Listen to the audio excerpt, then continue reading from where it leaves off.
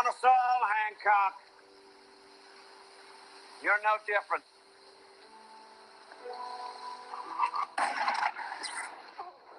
Shut her down, Hancock.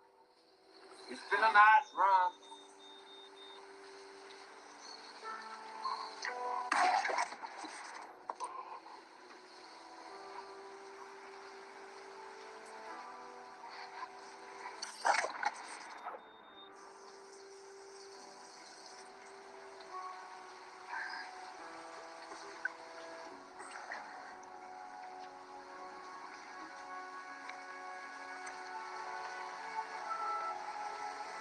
Oh, we are all sincerely gonna miss you.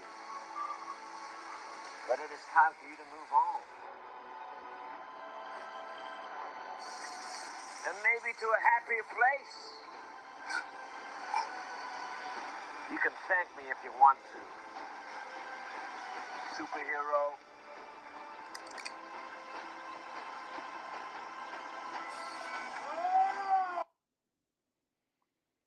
Well, hopefully the good brother Dion. Well, first of all, good morning, good morning, good morning, and good night to some people, no matter where you are. Frankie Blocko, what's up? Welcome to the Troy Graham Experience. I am the aforementioned Troy Graham. And, you know, as the audio said, you had a nice run, brother, but it's time to shut it down, you know. We're sincerely all going to miss you, but you had a good run, you know. Everything is for a season and then it just ends. So hopefully, Deontay Wilder will keep his word and retire now and not come back because we do really don't want to see the brother hurt. I mean, he did what he did. He had a nice run. He was champion. He had he knocked out a bunch of people we probably can't name. And, you know, hell, he had a he had a greater career than he thought that he could have. So what is there left to do? He made millions of dollars. He owns a couple of gun ranges and all that. There's nothing left for the brother to prove or the brother to do. He got a nice paycheck. Man, after they take the taxes out and you pay whoever you got to pay, man, go away. Nobody wants to see you hurt. There's nothing left to do. That was hard to watch. Well, I called it, Blocko, brother. I called it, man. I called it. And so it is. I said once he gets hit, that's it, right? Once the brother gets hit, he ain't gonna get up no more. And and there it is. He got hit and he got up no more. You know? So he wasn't listen, once you come out your mouth and you say you don't have the passion for the sport no more, you walk away from it. Because this ain't no plaything over here. You know, this ain't something you play around with. This is for real, you know? You come, once you say, "Hey, I ain't got it no more," and guess what? Don't come around here no more. Don't come around here. Don't do it. Because they put you in there with a guy like that, who really is not that gifted. But the thing is, he is he is what he is. He can punch hard, and that's about all it takes sometimes. And and he's relentless. And when you're fighting a guy that's relentless, that can punch hard, and you don't have the means to stop him, guess what's gonna happen to you? Guess what? You're gonna get knocked out. That's what's gonna happen to you. Nothing else. No more, no less. You're getting knocked out. End of discussion. So that's what happened to Wilder this morning, or whatever time, yesterday night or whatever you want to call it. It was bound to happen. It was bound to happen, and it did. Am I cheering that? In a sense, yeah, because it was time for the brother to retire. I'm glad he made it out with all his faculties. He got a nice check. Let him let go, brother. Because honestly, I could tell in the Parker fight he did not want to do this no more. I know this thing here. If I know nothing in this world, I know boxing. And he didn't want to do this no more. He wanted the money. Talking about he wants $100 million fight with Joshua. That ship has sailed, brother. You called it $100 million slave wages when you first was offered it. Now you want it years later? Nah, bro. It ain't there no more. It don't exist. It does not exist. You know what I'm saying?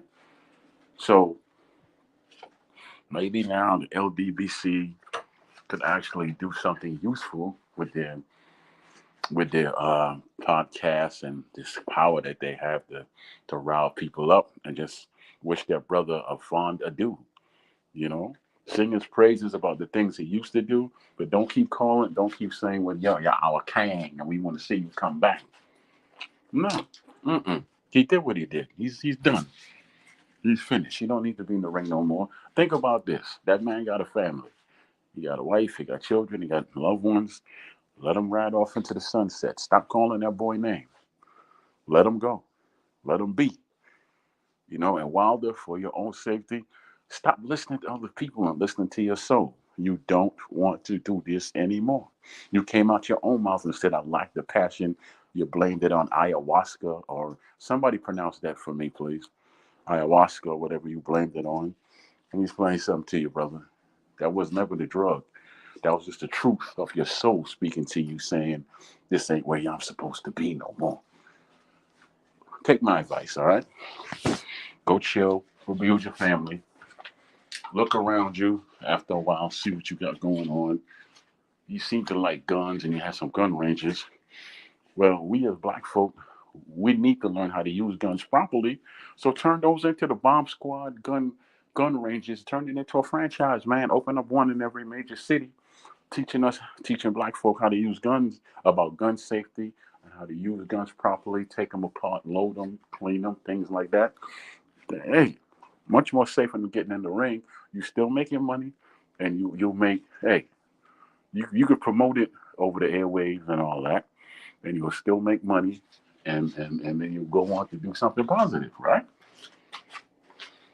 So y'all gotta forgive me, man. I'm not doing too well this morning. I got this acid reflux thing going on. It is terrible, but ah, I feel like I spit up about 10 pounds already, man. I just can't throw up.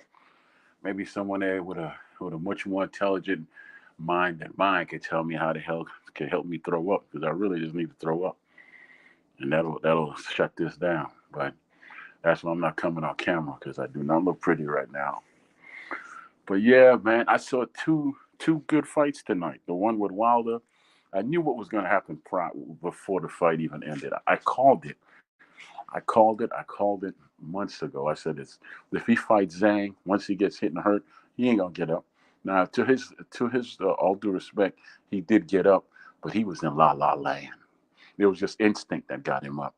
If he would have continued to fight, if the ref didn't stop that fight, Zhang Zhang would have sent that boy home a whole lot differently than how he wouldn't be walking home. Mm-mm. No, no, because see, I watched Zhang fight. He's one of those guys who are trained to punch through you. He don't punch at you. He punches through you. That's why when you see him hit people and he hit them flush, they don't play. They don't play. He gets them. It's more than the like what they call the stinky leg or whatever. He hits them and they don't know where they are.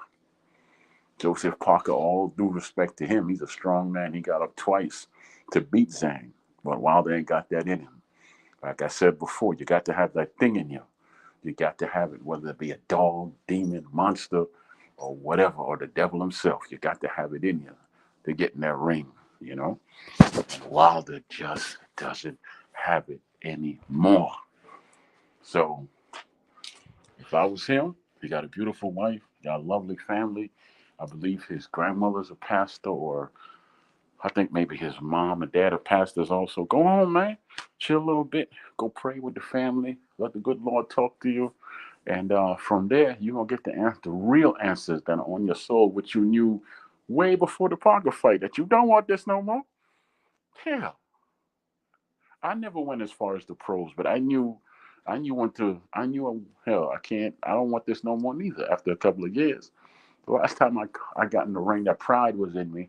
I was 45 and I saw this dude. He was about 20, 29. I said, man, I can beat this dude. Man, that dude wore me out. He didn't hurt me. He tried to. One thing I still had was my chin. But that dude wore me out, man. He even tried to embarrass me. Hit me with his best shot, and I blinked. But that best shot swole my eye up. I've never been swollen up before, ever. I don't, I've never been swollen, especially not with headgear, right? But he swole me up. And I said to myself, why the hell am I in here? I look like an old man punching in water. And I knew then, because my mind said, this is the type of dude I would have beat 20 years ago. I would have beat that kid 20 years ago. But me at 45, hadn't boxed since I was 26. Why am I in there with this cat when this dude is a professional? He's a professional. He's always boxing. I'm 45. I've boxed in damn near 20 years. So why did I get in there with him? That's right. That pride. That your mind will tell your body, you still got it. Nah, you don't still got it. You don't still got it, baby. That's just your mind playing tricks on you, like Scarface says. That Scarface says, my mind was playing tricks on me. Yeah, my mind was playing tricks on me at 45. But me, 25, I would have wore that boy out warm up. But Father Time is undefeated. You know what I'm saying? You can't beat Father Time. Can't beat him. I don't care who the hell you are. You could be Doctor Who with a time machine. Father Time will beat you too, and they'll switch your character years ago. Because Doctor Who started out as Tom Baker when I was 9 years old. It ain't been Tom Baker in years. He's a black man now. All right, he's still English, but he's a black man now. For all of you who are friends of Doctor Who, so Father Time, never lose it, baby. And tonight we saw 100% evidence of that. It wasn't that It wasn't Wilder that he got old. Is that his time has come to walk away from this sport. He does not belong in it anymore. Point blank, period. What else can I say, huh? And if you damn fools over there who've been championing his name, talking about you gonna burn people up in car fires for him and all that. If you keep telling that man to come back, you're worthless. You're nothing but barnacles. That's a parasite that hangs onto a whale. You ain't nothing. You don't love that man. You only love what you can get from that man. You know nothing about honesty or honor or brotherhood. You're just dogs after a bone. You know that? You don't know shit about boxing. That's why you got to latch on to him so you have something to talk about. Because you can't talk boxing unless it comes with drama. Right? That's why none of y'all step to me. Right? And I don't care who feels the way about that. Large or small. You got to be able to, if you knew the sport, then you could hold a conversation on any given day, even when nothing's happening about the sport. I could come on here when no fights are happening and talk the sport. None.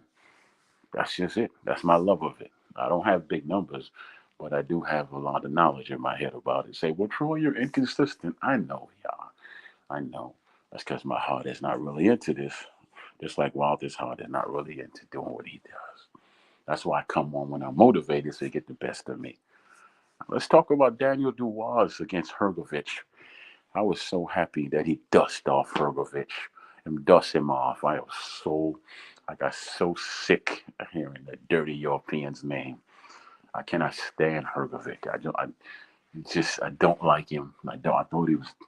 I watched a couple of his early fights. He was just disrespectful to his opponents. He would beat them, and then he would just mock them after he beat them, or kind of stand. I just wasn't feeling Hrgovic at all. I don't like him, and I never will like him. I'm glad that Dubois dust him off.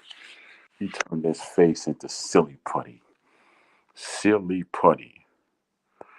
Mark. Mark, What's up, brother? how you doing, man? I'm good, bro. Yeah, you up late? Or up No, I've been early? up all night, mate. I've been watching the boxing and the UFC, so I've had an all-nighter. You sound like are you from the UK? Yeah, UK. Okay, that's why. So it's about 9 o'clock over there. 9 a.m., right? Or it was 8 a.m.? 8:30. 8:30. Okay. Yeah, yeah. So, what do you think about your boy, Daniel Dubois? I think Daniel Dubois is a good heavyweight, Mm-hmm. but he'll never be a great heavyweight. He gets hit too much. He gets hit too much. Mm-hmm. Well, I tend to agree. I'm going to agree with you, but a lot of times last night he really wasn't getting hit with those shots. He was moving at the last second, but he was getting hit with quite a few of them. But he did slip some too, because there's no way he could have took all them right hands all night long like that.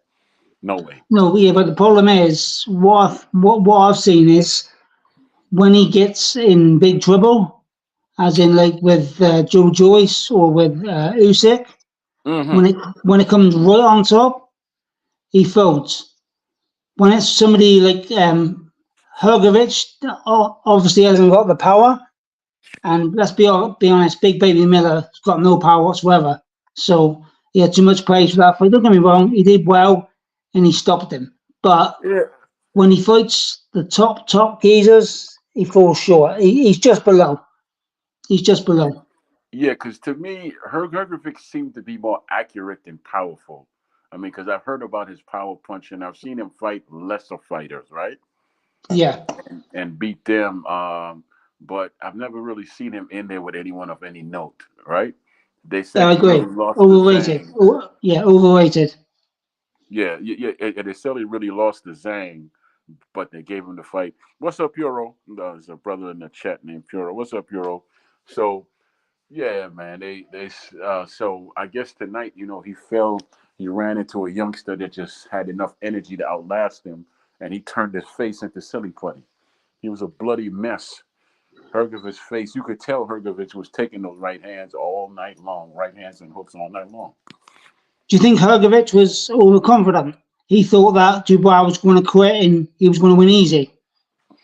Yeah, I think those days of people saying he's a quitter and all that, I think they're over. I don't think he didn't No, prove no, with no, this no, fight. not people. Sorry, not people. Do you think Hergovich believed that Dubois was going to quit and he took the fight not serious enough? Well, Hergovich. well, I tell you what. Based on what I heard, they spawned before, and when Daniel was a youngster in the amateurs or whatever, just real Yeah, green. when he was 19. Yeah, Yeah, and he schooled the hell out of him, right? yeah, So I guess he came in with the. I guess he saw his last fight, and he said, okay, well, he still got that thing in him where I think I could beat him, and he looked like he slowed down against Usyk. So I guess he came in there with that mindset that if he slowed down against Usyk, and Usyk is not known for his punching power, what's he gonna do when he runs into me, right? yeah. And he hit him with a lot of good shots, man. But the youngster, but if you notice, a lot of times as soon as Hergovich landed his shot, Danny He came right. countered. He countered. Daniel Yeah, came back right back yeah. right He back with his countered shot. well. He did. He Yes, did. He sir. did. Yeah. He came right back with his shot. He wasn't playing with him. It's like okay, it was like tit for tat. But a lot of times when I was noticing, Daniel Dubois was moving, so he didn't take a lot of flush shots. He really didn't because he didn't. His face wasn't all puffy or nothing, was it? No, he looked pretty clean at the end of the fight. Yeah, I agree. Yeah, and you know, honestly, I think they could have cleaned up Hergovic and maybe let him go because he seemed to still have his faculties. But I Yeah, think they would have I did didn't more. like the stoppage. Did you? I did not. I mean, let's be honest. Look at Fury's cuts in the Walling fight. They were a lot worse. That was a bad stoppage on cuts for me. Yeah, well, Fury's big money. That's why they didn't want to stop that fight. That was Don't all get me wrong. wrong. I still think Hergovich was going to get stopped because he was done. Oh yeah, yeah, But it shouldn't have been stopped on cuts. That was a bad decision from the doctor. That for me. yeah, definitely, definitely. And Puro, the link is in the chat if you want to jump up here, you or Frankie. But yeah, man, I saw. What I noticed was Daniel Dubois kind of fought his own pace, and he never slowed down. What was it? Stopped in the 6th round mark, No, I think it was the seventh or the eighth. I'm not 7th. sure now. You Okay, say it. okay, yeah, yeah. But you noticed that Daniel never slowed down. He fought at the pace that he wanted to fight. Yeah. Oh, he And controlled the fight. He controlled the fight, definitely. Yeah. yeah, and Hergovic, even though he was landing a lot of shots, he was moving backwards a lot of times when he threw those shots. He wasn't coming forward. He was moving backwards. So, maybe that had something to do with it too. Because I noticed those shots were coming fast. They were coming real fast, and they were accurate as hell. Some of them, right? Yeah. But like I said, the young man just came straight ahead. But what do you think about him and Anthony Joshua I think Joshua stopped him inside 4 rounds. in 4 rounds? Inside, he hits Oh too yeah. hard. I If tell you I mean, what. for me, if Usyk can put him down in the ninth round with a jab, Joshua hits a lot harder, and Dubois' head movement's not good enough. Joshua knocks him out inside 4 rounds. What's up, Pure? Yeah, I agree with you. But what's up, Pure? But hold on 1 second. I think that this would be the first live dog that Joshua fought in a while. But I think because of his lack of experience, he's going to walk into a lot of heavy shots. And this is Daniel Dubois I'm talking about, right? Yeah, Because you see the type of shots he was taking from Hergovich. He stayed right in front of him. You can't stay in front of him. He's probably going to hit. He's probably going to get hit less, but hit harder by Joshua. yeah, But a lot go harder, ahead. a lot harder. Yeah, but go ahead, Puro. Go ahead and jump on in here, man. Hey, what's going on, fellas? Hey, man. Double. How you doing? How you doing? Yeah, actually I agree with Mark. Is it Yeah, about Dubois just gets hit a bit too much. AJ's a decent boxer, but I mean, Dubois doesn't have the most horrendous defense that I've seen. But I just think AJ's got that power. I got him stopping him as well. But it would be a good fight, I think. It'll be a good fight for the UK, right, Mark? It'll sell tickets over there, right? oh yeah, it was so Wembley. I mean, AJ will sell Wembley on his own, but with Dubois, an all British fight, it'll sell Wembley out. You'll have 100,000 now, 100,000 people. Okay. Yeah. Okay. Yeah. Yeah. So who is Joshua fighting next before he fights? Dubois? Does No, he have no, a it will fight be scheduled? Dubois. It'll be Dubois in September. Yeah, Oh, okay. that's what I heard. Yeah. Okay. Cool. Cool. So he doesn't have a fight before that. It's just he's going straight to Dubois. Yeah, they're going to have the press conference June 25th or June 26th, something like that. Okay. Cool. I tell you what, man. I'm actually proud of Daniel, man, and how they moving him. Because notice he's fighting often. He's not letting the grass grow under his feet. He's fighting quick, isn't he? Yeah, I mean, I respect him. He's a young boy. He's only 26, and Yeah. he's fought some big dogs the last 3 or 4 fights. He fought Usyk, who's the best of this generation. Yeah, and, he, and, He, he, and he fought. actually, he had him out because that was a body shot. I saw it. It was a body shot. It was not low. Yeah, I didn't think Not it was low low. either. You don't think it was? You both think it was a good shot? I think No, it was a no, good no, no, no. shot, Because I was watching, a Spencer Fearon and them over there on his show, right? A Stamina, right? Mm-hmm.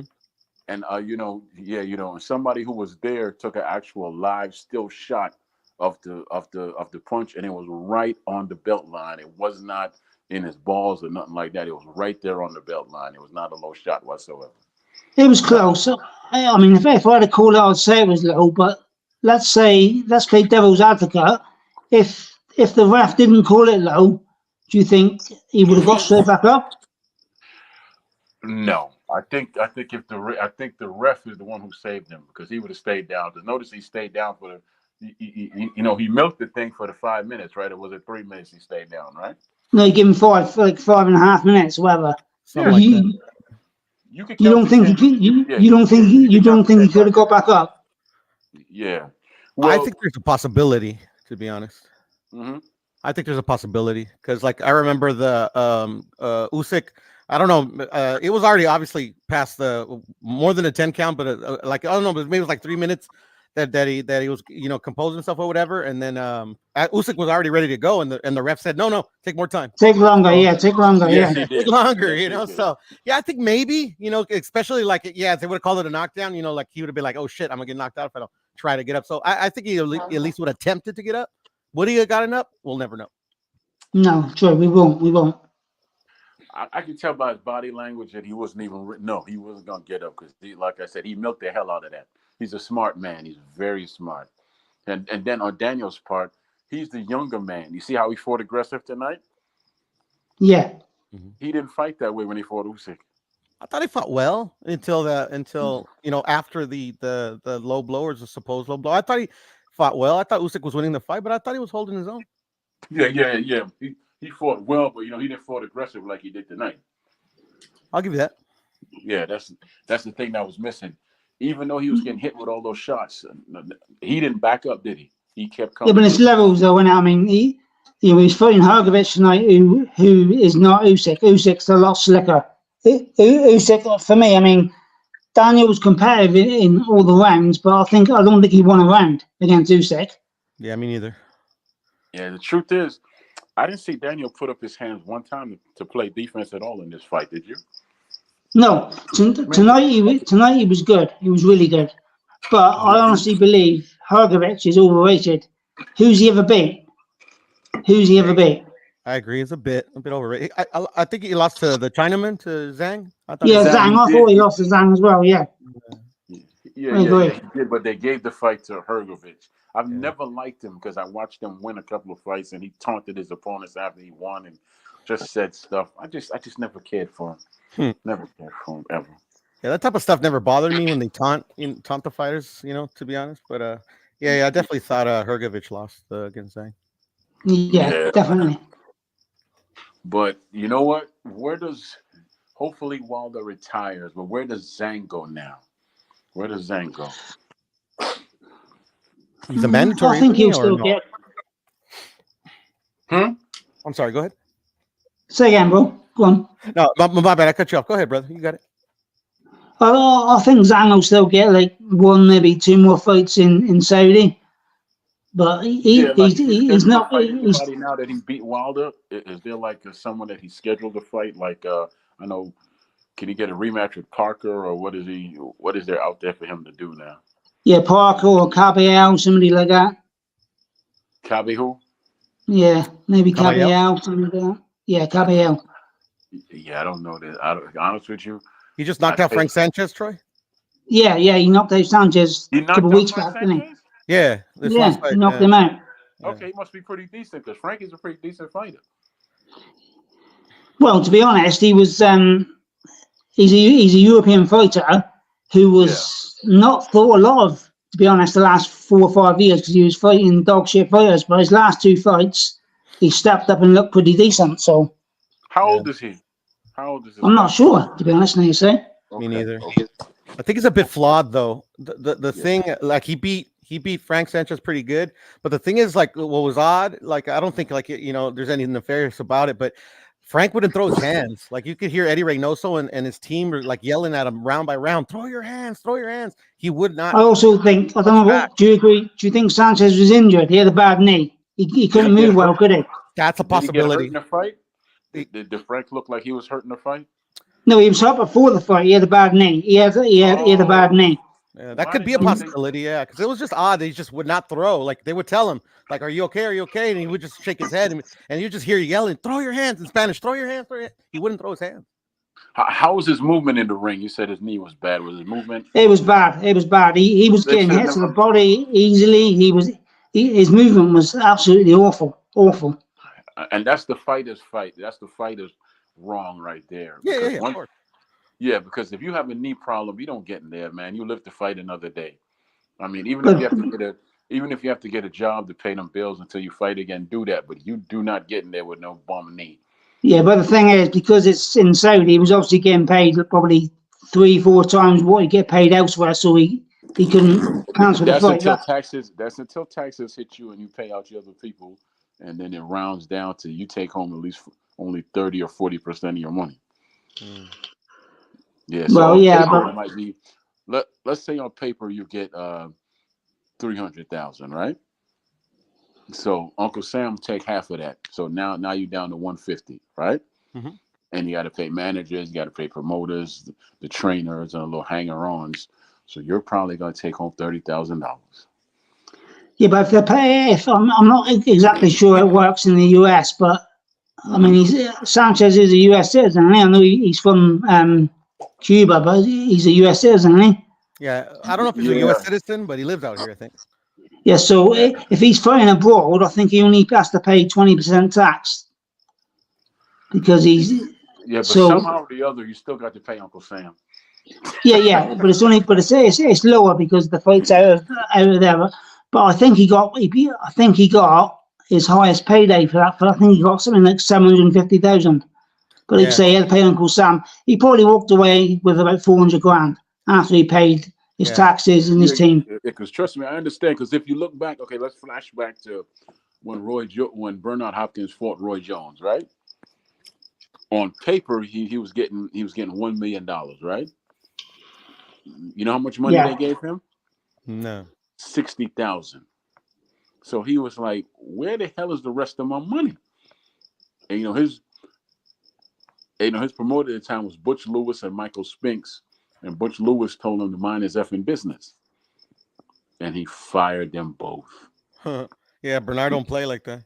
Yeah, and after that, he was blackballed for about a year or two from boxing, and he took that time off to learn the business. And when he came back, he was such a staunch businessman that Don King said, and I'm going to quote it and use his words, "I hate doing business with this nigga."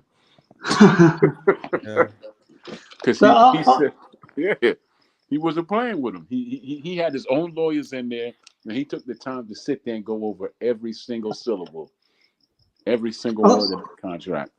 But I think it's a bit different now. I mean, a lot of the cats now are a lot more savvy because I know for a fact AJ's last fight in Saudi when he fought Ngannou, he got 40 million, yeah. But the tax in the UK is 50% if you earn over $1 million a year, 50%. But because he fought in Saudi. And he funded it for a company, he paid 15% tax, not 50%. So they're a lot more savvy now. A lot more savvy. Yeah. Well, but I want to make this point too about AJ. Like people tend to forget, like AJ, like I think it's the exception to the rule because AJ, if everybody remembers, he signed that lifetime contract with Eddie Hearn, which I remember doing a bit of digging. It wasn't a lifetime contract. He essentially became a partner in match. Yeah, he's got shares. He's got shares in the zone. Yeah, exactly. Yeah, so he's getting a cut. Like he's getting his fight purse, but he's also getting a cut off of every fighter that fights on this. Yeah. That was a smart move. If you look AJ's a smart man. Go ahead. If you look like I think it was about a month back, the Forbes list, he was like number 2, wasn't he? Yep. He earned, was it 90 million after tax in the year, and he had 2 fights. That was like from 23 May to 24 May. He earned 90 million. Yeah, he's a really smart guy. Yeah, kind of like on a smaller level. Dillian White is self-managed and he's a promoter. So when he fights, he signed with Eddie Hearn like on a fight-to-fight basis, right? Yeah. He gets to pay those taxes, but he also gets a portion of the card and everything else. Yeah, he owns the show. What Dillian White does when he fights for Eddie Hearn, when he does a pay-per-view show, he owns the show. So the revenue that comes in, he gets the profit. He owns the show. That's why you see so many of his fighters fighting on his undercard. Yeah, because he's got like Fabio Wardley, people like that. Who he manages. Wardley has the future. Whatever happened to the one bum heavyweight he had? The one guy, European guy, big guy. What's his name? That used to fight for White. Something Maniac or something like that. He was from Europe. I don't even remember him. Can't remember. Oh, you want about the heavyweight, the small guy, Babic? Babic, yeah. Babic, yeah. Whatever happened to Babic? Yeah. Well, he went down to that stupid fucking weight that means nothing. What you call it? Bridger weight. Bridger and lost. Yeah, he lost to the champion at Bridger last year, but he's fighting. Yeah, he lost to the Rositsky, was it, or some shit? Yeah, Rositsky. But he's fighting. He's fighting Eddie Hearn fighter on a matchroom show next month. He's fighting. What's he called? Let me think. Who told him to shut down to Bridger weight? Fuck knows. I don't know.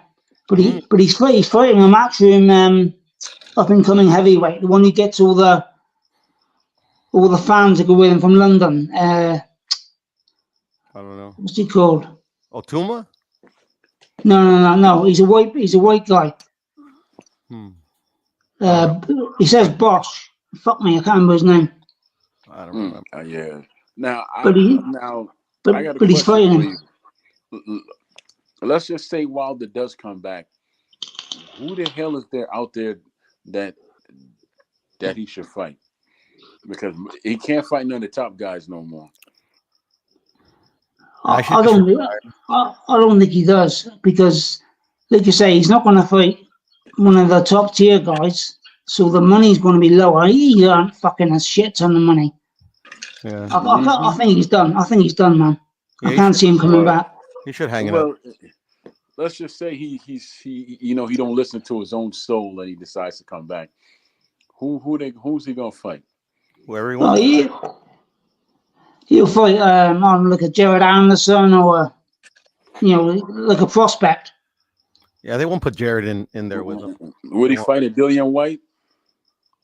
Maybe if the money was. White will beat him at this point. I'm sorry. I think he would. Too much pressure on the inside. I think he would. Yeah, I think White has a chance. Flesh. I think he deserves his pound of flesh after all them years of waiting and waiting. I think he deserves his pound of flesh. Yeah, he got fucked over big time, man. Wouldn't be easy though. I'd say that unless Wilder's completely shot, because I think Dillian's days are behind him as well. Did you see that? I agree. Yeah, Dillian's lost a lot. Dillian, I mean, he is so susceptible to the uppercut, isn't he? Yeah, I can say this: watching Dillian fight the last fight, he's learned now to block the uppercut some, but that was kind of ridiculous. That's a shot that you should have been learned how to block. I know 7-year-olds who could block a damn uppercut, right?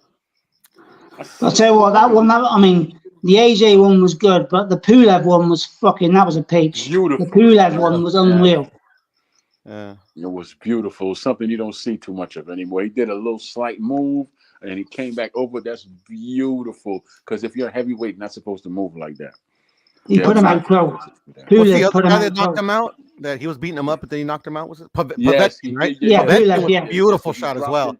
Yeah, Povetkin. I saw him up there. Povetkin. Sorry, that's what I meant. Povetkin. Yeah, that was a beautiful uppercut as well. Yeah, beautiful. He dropped Povetkin twice before that happened. I'll tell you what. AJ fought Povetkin 3 years before that. You don't get enough credit for that win. Povetkin was a fucking good fighter, man. A good fighter. Yeah. He was. I agree.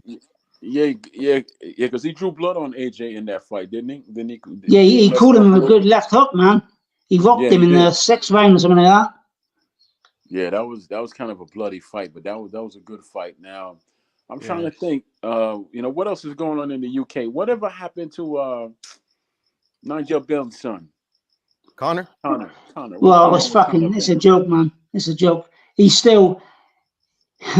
It's been 2 years now, because we're in June, so it's been 2 years since he got found with a substance in his system. Mm-hmm. He fucking said no, I didn't do it.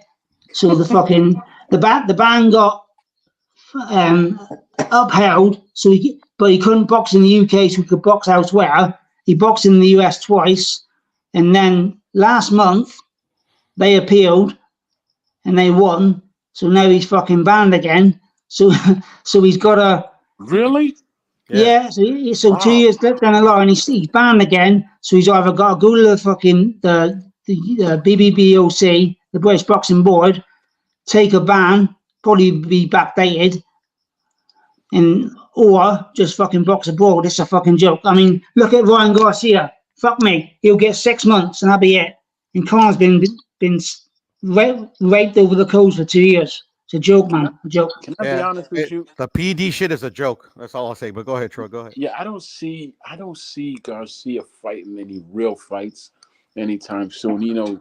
Honestly, I can see him fighting the YouTubers if he does fight again, because he'll make much more money and he'll have to follow any rules, really, right? He's more of a celebrity boxer, and he's not a real boxer. No, he's a real boxer. He's a real boxer. Yeah. You think But so? he's talking about No, fighting he Errol is. Spence next. You know, he You think he can win a world title? 154. I mean, that's the thing, though. It's just like, and not just Ryan. It's just like a lot of these new school fighters, especially like these guys that are always on social media. Like they devalue the belts so much. Like it's just like it's Yeah, which Ryan's a good I find boxer. it Devin's a disgusting. good boxer. It's just these He's guys. got Like, no, yeah, but he's got no snap and he's got no chin. yeah, He, I mean, he's got a chin. It's just like Oh yeah, he has I'll a say chin. this: out of all these new school fighters, Shakur, Devin, Ryan, Tio, they're all fundamentally flawed in one area or the other. So like they're gonna take losses like with against a fighter that could take advantage of it. Mm-hmm. And yeah, that's I all it agree. I was. agree. Ryan just took advantage of his hand speed Mhm. and Devin's lack of defensive fundamentals. That's what won him the fight because he Mm-mm. fought like shit. They both fought Let like me shit. shout out this good brother in the chat real quick. He's always supporting me. Alonzo Amazing, I see you, man. If you want to jump up here, the link is in there. But yeah, now as far as Devin's chin, that's a misnomer because he got dropped 3 times and he got up. Yeah, he If he got didn't up. have Yeah. a chin, he wasn't getting up. I think the thing with him is that he's still honestly. There's a young man right now, like a young prospect. He's about 13-0 with I think 10 knockouts or 11 knockouts. Name is Troy Isley, right? I know him. Yes, I know him. He fights at 160. Him and Devin came up together. Mhm. So Devin actually should be fighting at that weight or like 154 because I think what his father's trying to do is follow the blueprint of Oscar and get all these titles. And then once he gets to the weight that he's supposed to be at, he'll have all these titles. But what they did wrong in that fight is number one, they fell for a trap and they got overconfident. And once Devin got hit and hurt, his fight plan went out the window. He just wanted to fight. And you can't Good. fight. You can't fight against a man who got the punching power and you don't. Yeah, so you're saying you're saying you think Devin has a chin, he can take a punch. So if he's He about got up 3 times. He 154, got up 3 times. So or that tells me all I need to know. Yeah, I so agree. if he's about like light middle or middle, do you think he can stop people at that weight? Because he's not got a punch, is he? No, not at all. Well, let's put it this way: if he would have climbed, if he would step into his punches more, I guess he wouldn't have a punch because he did drop old boy. What's the boy he fought before he Regis. fought Garcia? Huh? Regis. Progress. Yeah. But Prograde was shot though. I mean, let's be honest, Prograde's fucking done. But he never hurt him, Troy. He never hurt him. Like he was hitting him with everything but the fucking ring post. It's like he never dropped him. Yeah, he never hurt him.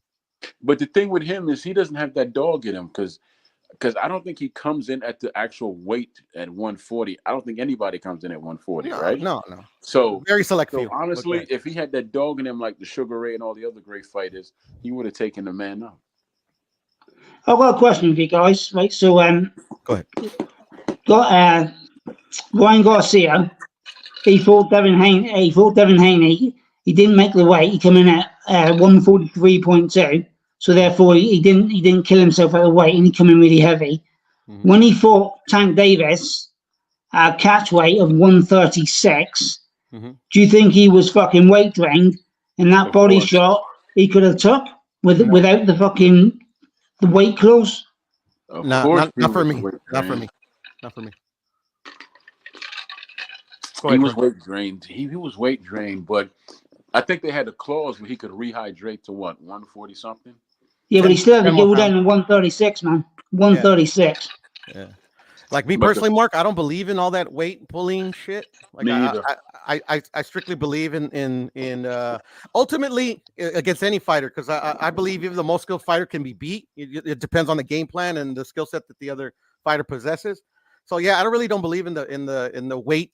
In the weight, and especially with Ryan Garcia, that Ryan Garcia fought most of his career 135. He never had any weight issues. Like all these weight issues are either made up by the fans or 145 either. or anything like that. So he's always in shape. So I don't think that was an issue. Like me personally, when I watched that fight, I didn't think he was quite ready for somebody as seasoned as Tank. He hurt Tank, but the thing is, he fought a horrible game plan. I mean, I'm not saying that if he would have fought more composed and behind his jab and shit that he would have won because Tank is that good in my opinion. But it's just, I just don't put a lot of stock into like being that weight drained. Yeah. That's fair enough. That's fair enough. So Let me how clear good? something up real quick when I said about the weight bullying. When it comes to heavyweights, there is no damn weight bullying. But I saw a fight when I was younger. It was Gotti versus Joey Camacho, I think was the guy's name. And Gotti came in maybe 15 pounds overweight, and he damn near almost killed that dude in the ring. So yeah, there is a point where you say weight actually matters.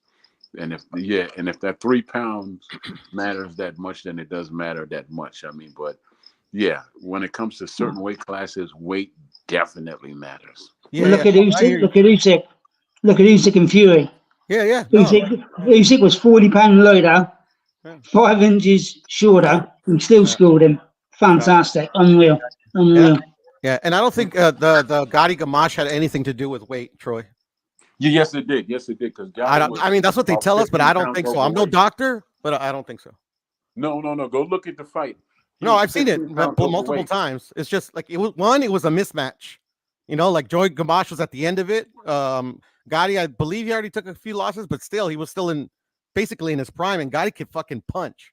At the end of the day, I just thought he got fucking That's beat true up in too, there. but he did come in 15 pounds overweight. He though. did. No, he did. No, no. He I did. mean, that's why He they that's why it holds so much weight, because like it like any reasonable person would be like, yeah, and he got hurt like really badly in the fight. Like, okay, yeah, maybe the weight had something to do with it. But Well, ultimately, like, yeah, I think it was just like maybe just what you call like a perfect storm. Like it's just it could have been this, it could have been that. I don't know what holds more weight than the other. it was both. The man could punch already, and then he's much more heavier than the man in front of him. Of course, the punches are going to be more effective now, and they're going to land with a whole lot more force because Gotti can punch. We've all seen that. Yeah, yeah. No, Gotti could punch. He could take a punch, Gotti, and then Gamache was like already at the end of like a 20-year career. Like he was past it.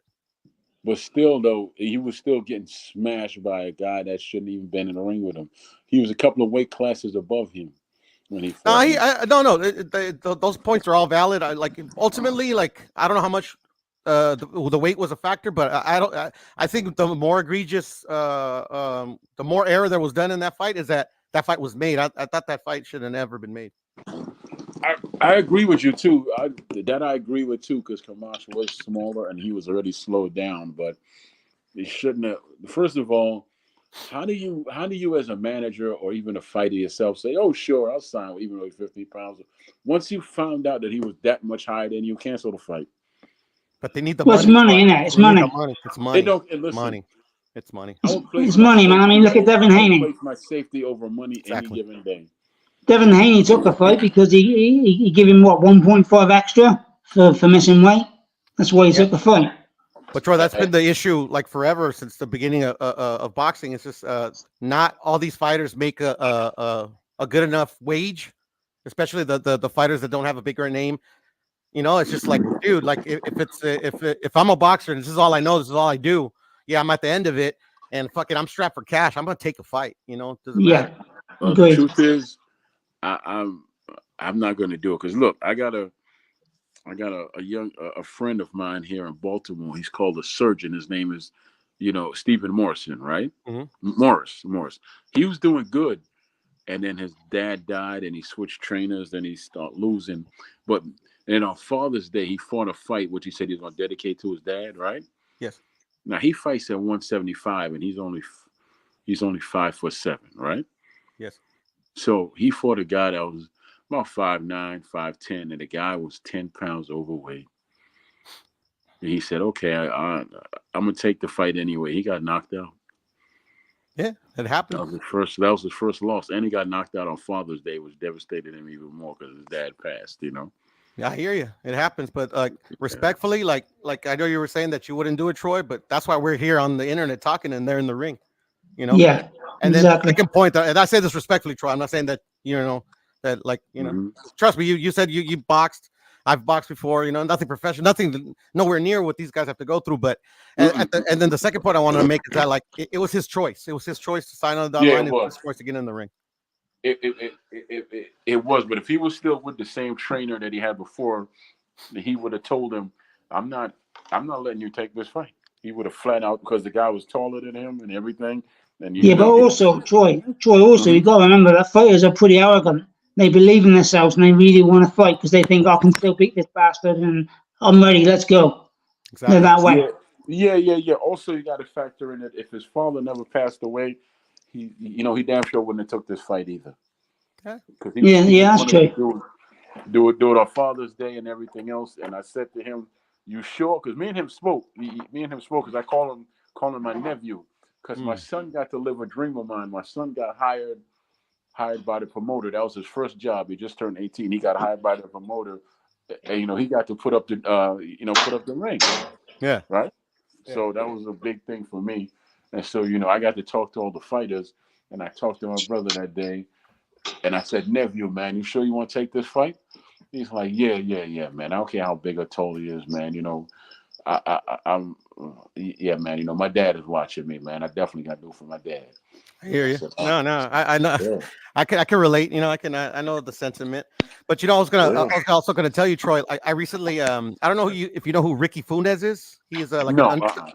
Well, he was an understudy for Joe Goosen, but now like Joe's retired, so he actually trains Hamza Shiraz. He just fought on this card. But anyways, okay.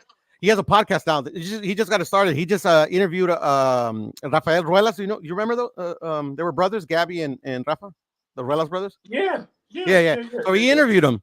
So you could tell, like, like these guys, were in some wars and shit. You could tell, like, he slurred his speech a little bit, but he was saying like how he had to leave the sport for so long, because he just recently got back into the sport by teaching some kids around where he lives. But like he says, he misses the sport so bad. It's like these fighters, they're like a different breed, bro. They love what they do. They'll fight fucking a 300-pound fucking fighter. They don't give a fuck, man. It's just Yeah, I'll give you an example because I won't say a name because yes, sir. it's not my story, but I've got a close friend who was a world champion. Yes, sir. And before he was a world champion, he had a fight scheduled at cruiserweight. And the week before the fight, just before 8 days before, he was seriously ill. He had gastric flu. He was throwing up. He had diarrhea. He was ill. He was ill as fuck. Yeah. And he should not have took the fight. And on weighing day, he actually put things. He left his trousers on, put things in his pocket to make himself look like he was heavier than he was. Oh, and he was shit. a pound under the weight, but really he was like 3 pounds under the weight. He was sick as a dog. He shouldn't have took the fight. I got you. He shouldn't have took the fight, right? But he took it because it was his biggest payday up to that day. And it was on a big show on TV. He took the fight. He lost. He got knocked out. He lost. But he said to me, I'm glad I took that fight because it got me known and he still became a world champion after. But that's what happens. Fighters, they're a strange breed. You can't get inside their mind. You really can't. You really can't. Yeah. No. Fighters fight. I mean, this, especially some of these fighters, man, like I was saying before, some of these fighters, like, shit, if I don't take this payday, I don't know where I'm going to get another one. Exactly. You never know what's coming around the corner after. You don't.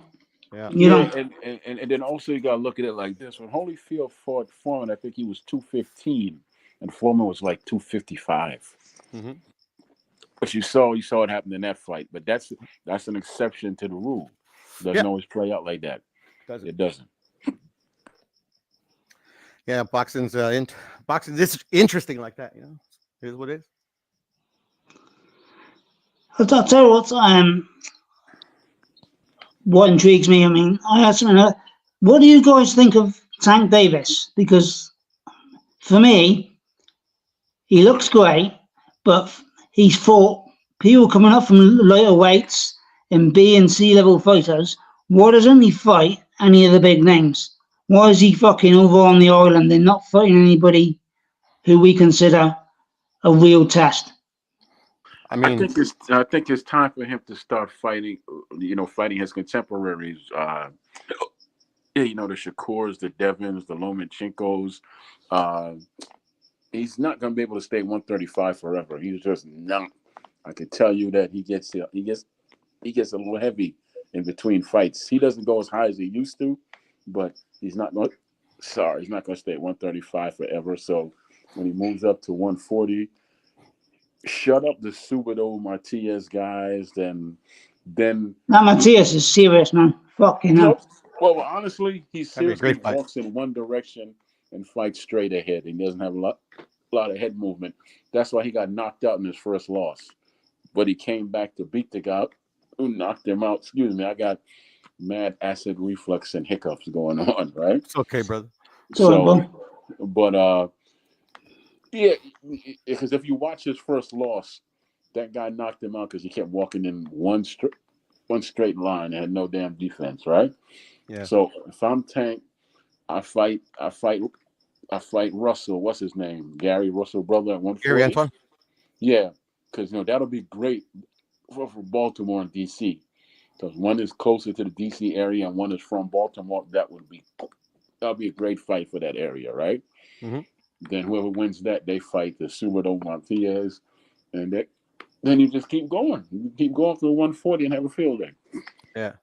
Well, Tank for me, Mark, is currently my favorite fighter. I am very disappointed in the way he's moved. He actually was doing pretty well, in the latter half of his career when he was at 130 and stuff like that. He just couldn't make the weight anymore. I don't know why they put him in certain fights.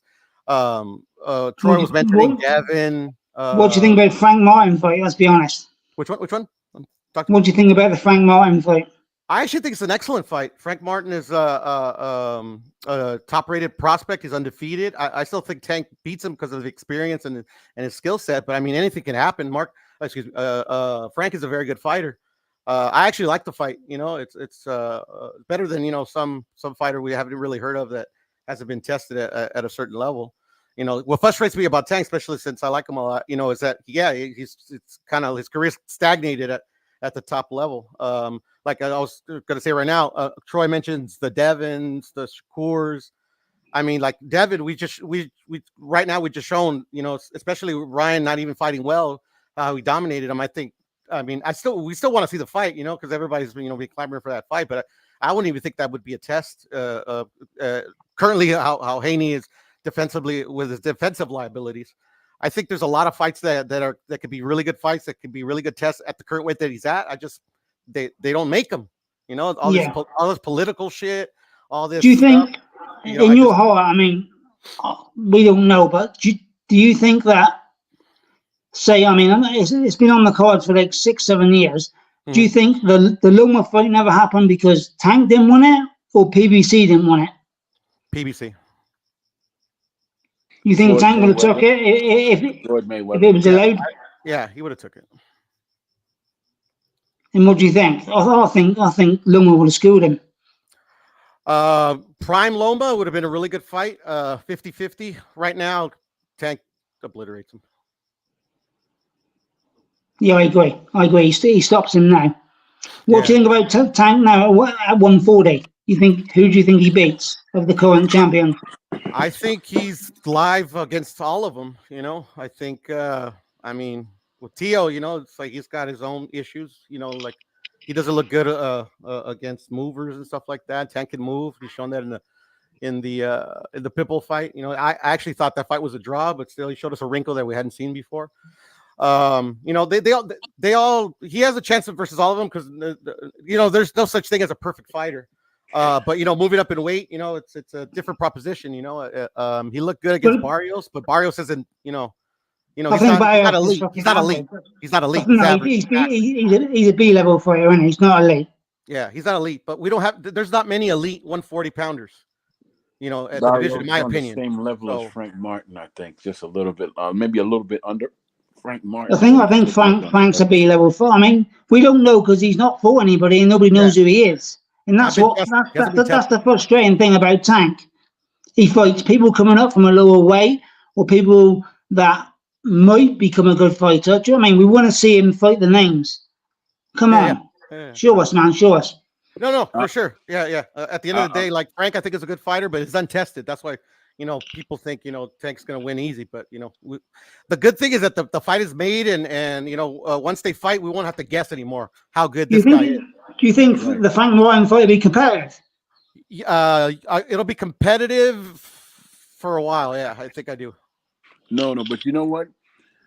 Tank's biggest win, and people say is Garcia, but the most accomplished fighter he's ever fought was Santa Cruz. Yeah, Leo was everybody. Yeah, but Leo was a small guy, guys. Come on. Leo I mean, was he was small. coming up from a smaller weight because of his frame, but I don't think like he was taller than Tank. You know, weight on when it comes to weight, yeah, you know, he's a career, I believe, 122 pounder, but he's still a very good fighter, and that fight was very competitive up to the knockout. I had it tied until they knocked him But out. what made me think about that fight was that he dodged the trilogy with Frampton after Frampton whipped his ass in the second fight. No, you mean he whipped his ass in the first fight? Yeah, he whipped it, yeah. But he won the trilogy and he didn't take it, did he? I mean, yeah, he didn't take it. I think that would have been a good fight. I mean, I don't really hold it against him, but I mean, like, yeah, that would have been a great trilogy because the first two fights were great. You know, I earned a lot of respect from Carl. Carl's a great champion. Got a question for you. What do you feel about the Tyson Jake Paul fight being postponed? I'm glad. I think they should fucking cancel it. I think it's disgusting. Yeah, I don't think Tyson it's at 58 with ulcers and shit. Fuck me. Mhm. It's bad, man. It's bad. Yeah, no, it is bad. I don't think it's disgusting. You know, let Mike make his money, but yeah, I think they should cancel it as well. It's just, yeah. The biggest thing for me is that we're missing the Serrano versus Taylor rematch. Oh, it was supposed to be on that card? Yeah, Serrano Taylor too. Was on that card, yeah.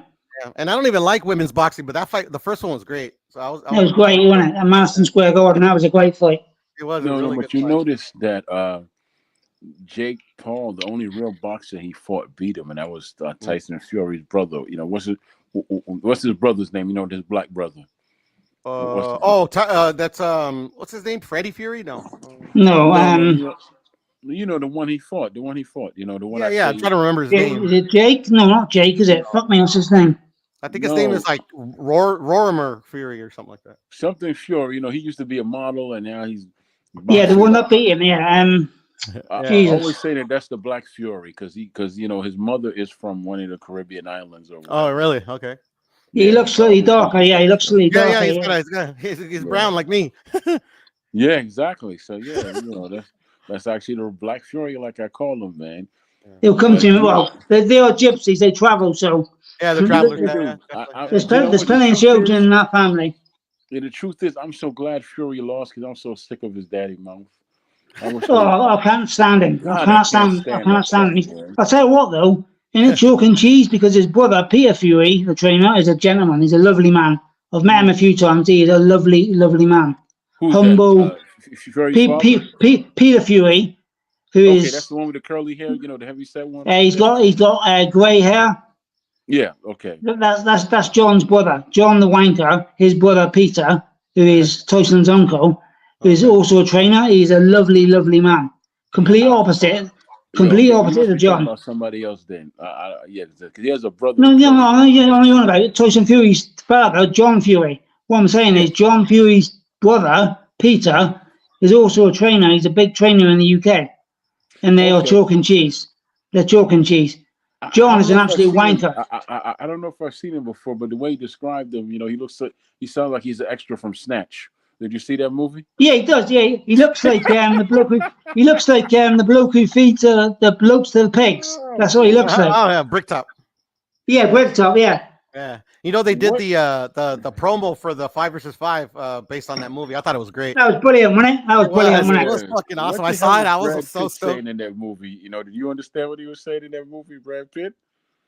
Nobody understood it. I can because I'm from the UK. I can. I understood every word. Yeah, brilliant. Fucking brilliant. Great movie. I love Guy Ritchie movies. In that movie, I tell you, my favorite scene was when the mobster was outside the. No, this is after Brad Pitt. You know, he got up and he knocked out the guy that he was supposed to lose to, right? Mm-hmm. And the guy was outside. The guy who was feeding people to his pigs was telling his men to kill him, to kill his family, right? Yeah. And then they roll down the window and they're like, "Not tonight." Yeah, shot him with the game. Have you seen Lock, Stock, which that was based on? Have you seen Lock, Stock, and Two Smoking Barrels? That's a classic. Yeah, they should have never shot that man mother. They should have never shot his mother. Lock, Stock, and Two Smoking Barrels is basically the film that was based on, Snatch. And I would say that's a better film. That's a better gangster film. I think it's better as well. I love Snatch, but I think it's better as well. Yeah. Did you see The Gentleman or whatever that movie was called, where the guy was selling the weed and all of that? You know, was the American guy selling the weed? What was his name? Yeah, And, they've done a series as well. I just watched the series a couple of months back. They did okay, a series. cool. You know, and the guy who was in there, he played on Sons of Anarchy. I did not know he was English because he. Oh, you're talking about Jack, yeah. Jack, The guy played Yeah. Jack Teller. Yeah, The guy played he's Jack English, Teller, yeah. He's English, Yeah, I Yeah. did not know he was English because he played. That Yeah, role man, he's English, man, perfectly. yeah. Usually, Yeah. I could catch you English guys when you try to talk like Americans. I could not. Yeah, he catch played it at Jack all. Teller in Sons of Anarchy. I love Sons of Anarchy. Fucking brilliant series. I heard Brilliant. his family Brilliant, doesn't yeah. think he's English anymore either, because I heard he speaks in an American accent more than he does his English accent. That it's hard for him to speak in the To English. switch over. Yeah, because he Yeah, lives in that's what I read. he That's lives what I in, read. he lives in Yeah. California, doesn't he? Oh, I okay, think. okay. I think so. Yeah, something like that. Yeah, but brilliant. I love Sons of Anarchy. I love Yeah, that show. it was a great series there.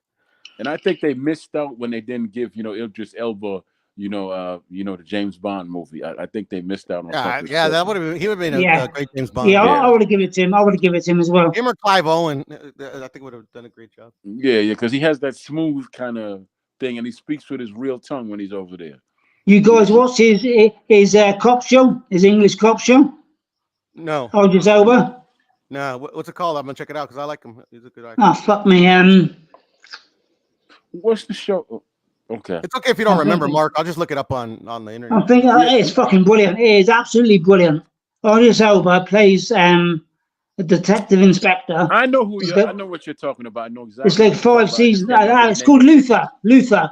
Oh, I've Luther. heard of Luther. I've seen a couple Luther. episodes. Yeah, it's Luther's good. Oh, a it's fucking brilliantly brilliant, written man. It's show. brilliant. It is Luther's brilliant. brilliantly written. Yeah. Because you know what I noticed about the PBC in Hollywood? That's actually different. What's that? You guys focus on the story, so you could plug in any actor. Take a Doctor Who, which I've been watching since I was 9 years old. Now 53, right? I started off watching it with Tom Baker.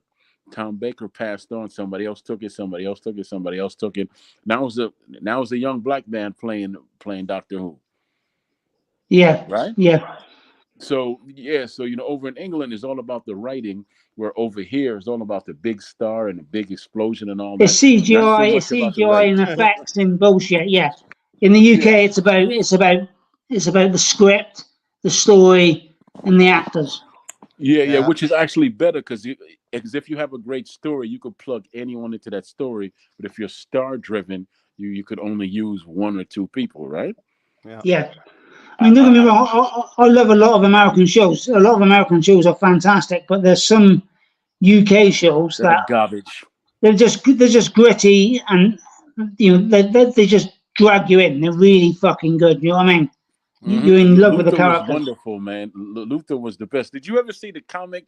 There's a guy over there. He's a comedian.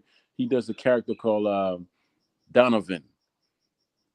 He wears he goes around. He tries to talk to this lady, and he tells her that if she was a garden, he would love to water her garden and all that stuff. You never saw that one?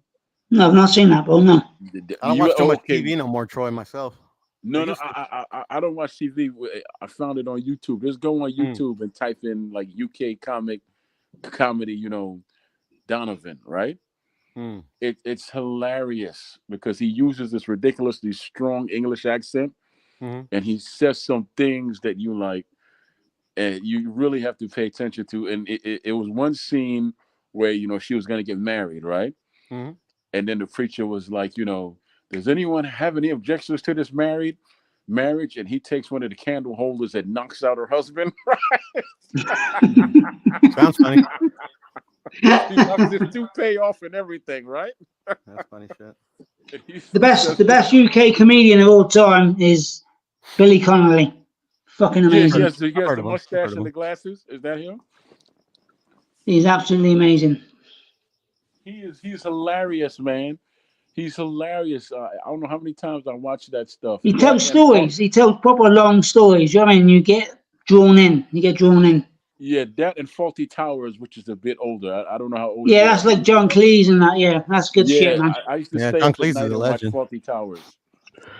Well, you if you like Faulty Towers, I mean, the best comedy show in the UK ever, if you've not seen it, is Only Fools and Horses. I've heard of it. Jesus, only Fools and Horses. Yeah, I think it's like 15, 20 seasons. Oh, It's wow. the highest rated show in the UK ever. It's won many BAFTAs, Golden Globes. It is unreal. It's about like I'll give you the premise. It's like a working class family who work on a market stall and they're blaggers. They're trying to make money, do this and do that. And some of them are fucking idiots, and some of them are trying to make money. Oh, it's brilliant! It's fucking brilliant. It's so funny. It's so funny. You know, I can take- America steals a lot of show ideas from England, like The Office, Shameless, Shameless. some other ones. Yeah, Really yeah. play out I'll that be way honest, all the guys. time. Shameless, the US Shameless is better than UK Shameless, but the US Office is fucking awful compared to the UK Office. The I've never US seen Office, either like shit. either show, to be honest. I see Shameless a few seasons of the American version, but yeah, I've never seen. I've actually never watched that show. I've never watched The Office. The US Shameless is fucking awful. Sorry, the US. Ricky Gervais is a US legend, Office. though. Ricky Gervais is a Ricky legend. Gervais is funny as fuck, man. Yeah, he is. I love Ricky. Have you watched that life afterlife with his fucking dead wife and shit? Fucking hell. I've seen a couple of like YouTube like shorts and stuff like that. It looks very, very funny. I've seen this one movie he made, like it's fucking hilarious, and the idea of it is funny. It's called The Invention of Lying. He's like Yeah. He's the only person on the planet Earth that can lie. It's fucking funny. But mate, that show, that afterlife, yeah. There's he's got a few like people who he takes a piss out of and he rips the fuck out of them. It's fucking hilarious. It's so funny. You gotta watch it afterlife, man. You gotta watch that. I tell you what, I can even take it back further, all the way to Benny Hill. Yeah, I used to watch Benny Hill. Oh, you fuck me. I'm now impressed. Respect. I used to watch Benny Hill as a kid with my dad. Respect. You know who Benny Hill is? That's fucking respect. Fucking hell. You're talking 1980s, man. 1980s. I'm from the 80s. Well, I was born in the 80s, but that's why I watched Benny Hill used to push the sexual joke. Like, you can't play Benny Hill nowadays; it'll be viewed as sexual harassment. Oh yeah, you get fucking cancelled. You can't do that shit. No. Like, you sorry ass. You can't tell. Benny Hill's the same sort of genre as like Russ Abbott. He was a ginger bloke. Russ Abbott. He was funny. But Benny Hill was a classic.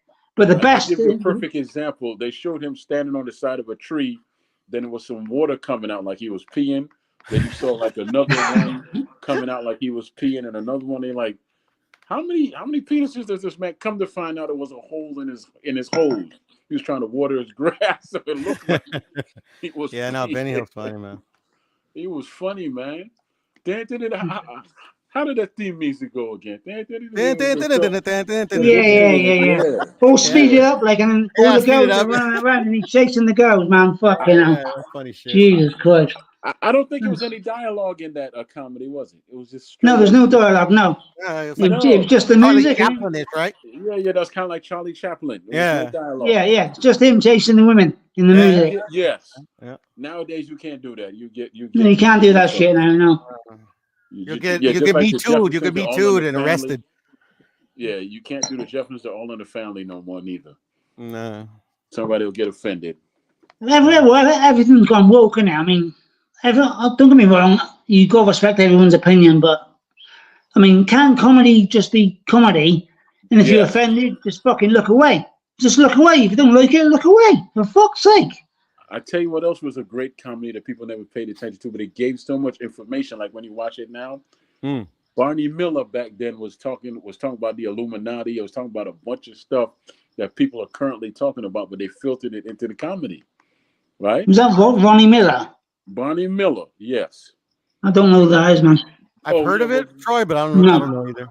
Okay, Barney Miller was a comedy that was filmed in a police precinct about a police precinct, right? Yeah. I've heard of that, yeah. But I just never seen it. It was one guy that got locked up. They said he was crazy, and he kept saying that in the future, we're going to be talking into the machines and stuff in our hands and all that. And all these computers are going to be so much smaller, and we're going to be dummies. Lo and behold, he was talking about cell phones. He was talking about cell phones back then, right? And they said that he was crazy. They said, oh, yeah, he's crazy. That ain't never going to happen. And this one guy went into the bank, I think, and robbed them for $1 because he wanted to get away from his wife. See, it's weird. So I mean, when it comes to American comedy, I don't yeah, like American sketch shows, but I like some American comedy films. I mean, some of my favorites is like I love Trains, Planes, and Automobiles. That's fucking fantastic, fantastic. well, well, the Blazing truth, Saddles, Jesus Christ, that had me crying. no, but the Blazing truth is, Saddles, I'm a Jesus. writer. I'm a writer. I write songs, plays, and just different things. Anytime I have to finish the dialogue before they say it, the show's not good. That's the way Yeah, I I know what look you at it. mean. Yeah, I know what you mean. If I can finish the dialogue word for word before you say it, then I'm not gonna watch this show. It's too predictable for me, which is what I like about Luther. The first episode I watched kind of just captivated me because he was in a warehouse chasing this guy who kidnapped. He caught up to the guy, and the guy was hanging off a ledge, and he's like, "Tell me what you did to Emma." Right? This is Idris' character. Tell me where Emma is buried, or because he had a habit of hiding, hiding people while they were still alive. Right? So he was like, "Well, she's buried at such and such and such and such." Once they proved that she was there, he was like, "Tell me about the other five that you killed." And he's like, "I think I'm slipping." He said, "Well, hurry up then." And then he watched them fall. I was like, "Okay, I Shit. think I'm gonna stick around for this show, right?" And he got suspended for that. But when he said, "Tell me about Emma," that was all I needed to hear. And then he's like, "Tell me about the other five." I think I'm gonna fall. You better bloody well hurry up then. I love that, man. That stuff like that I like because even as a cop, sometimes you get that way with nasty damn criminals like that, right? Yeah, Because you don't definitely. kill them, but you don't help them either, do you? No. No, I didn't Is kill it him. the I just same? Is said, it the same in the US now as it is in the UK, where you can't say fucking certain things in films, in sketches, and it's been ruined. It's been ruined. well, You I got don't, you got to be politically correct, and you've got to say certain things, and I don't know too much about the officers over in the UK, but I have two brothers that are police officers. So there's good cops and there's bad cops, but there's a lot of assholes with badges too. Because Mm-hmm. because Mm-hmm. you get all this. I actually knew a guy. He was the guy that people would kick sand in his face up on the beach, right? And then when he got older, he worked in a jail as a guard, and then he started working out, doing steroids. Then he became a county cop, and he was ridiculously aggressive, right? Yeah. The skinny little kid I watched from he was 12 was now 27, and he was this muscular monster now with a badge, and he will crack your head for the simplest thing, right? Mm-hmm. And I couldn't stand the boy after a while. I had to tell him because he worked at a comic book store too because he was part owner of a comic book store, and I still buy comic books. I took my sons there, and he was just mad aggressive with every customer, and he wore his badge around his neck. Why the hell you wearing your badge around your neck when you off duty at a comic book store, right? And he had his gun on his waist. He never once went anywhere without his gun, right? Mm. He was just mad muscular and mad aggressive, and I was like, you don't have to wear your gun when you're off duty in a comic book store, partner. He's like, man, I don't care what the hell you say. I don't trust nobody. Yeah, I don't much like law enforcement too much, but I'm not the type of person that just kind of blankly, like a fucking, think they're all horribly bad. I've had bad experiences. That's all. That's why I don't really like them. They're bullies in my opinion, but there's yeah. good ones. I've met good ones in my life. To me, that man to me sounds like he's fucking projecting. He's an unhappy motherfucker who's trying to project that he's hard, but he's not. He's fucking unhappy. He's Yeah, unhappy. Unhappy, yeah, yeah, yes. yeah. Because I got a friend who I grew up with, a childhood friend. He was a cop in the Bronx. So he got he got called to a club where these two young ladies were fighting each other, right? So what he did was he waited for backup, and he told his partner, put her in one car, put the other one in the other car, and they drove him to this park. And they said, Okay, ladies, we'll see you later. Y'all go ahead and finish your fight. And they were like, we don't want to fight no more. Why not? It was the crowd. The crowd hyped them up. So they basically let them off with a warning and said, look, we see you again, we locking y'all up. Now that's good policing, right? Yeah, Yeah. respect that. Yeah. Yeah. You know, they didn't leave him in the park. Kind of like this one guy he met some girl on eHarmony who was from Kansas, but he lived in Harlem, right? Mhm. So they came down and they were smoking weed, took her to McDonald's, and then they had a falling out over the weed. And she screamed what? What did she scream? She screamed rape.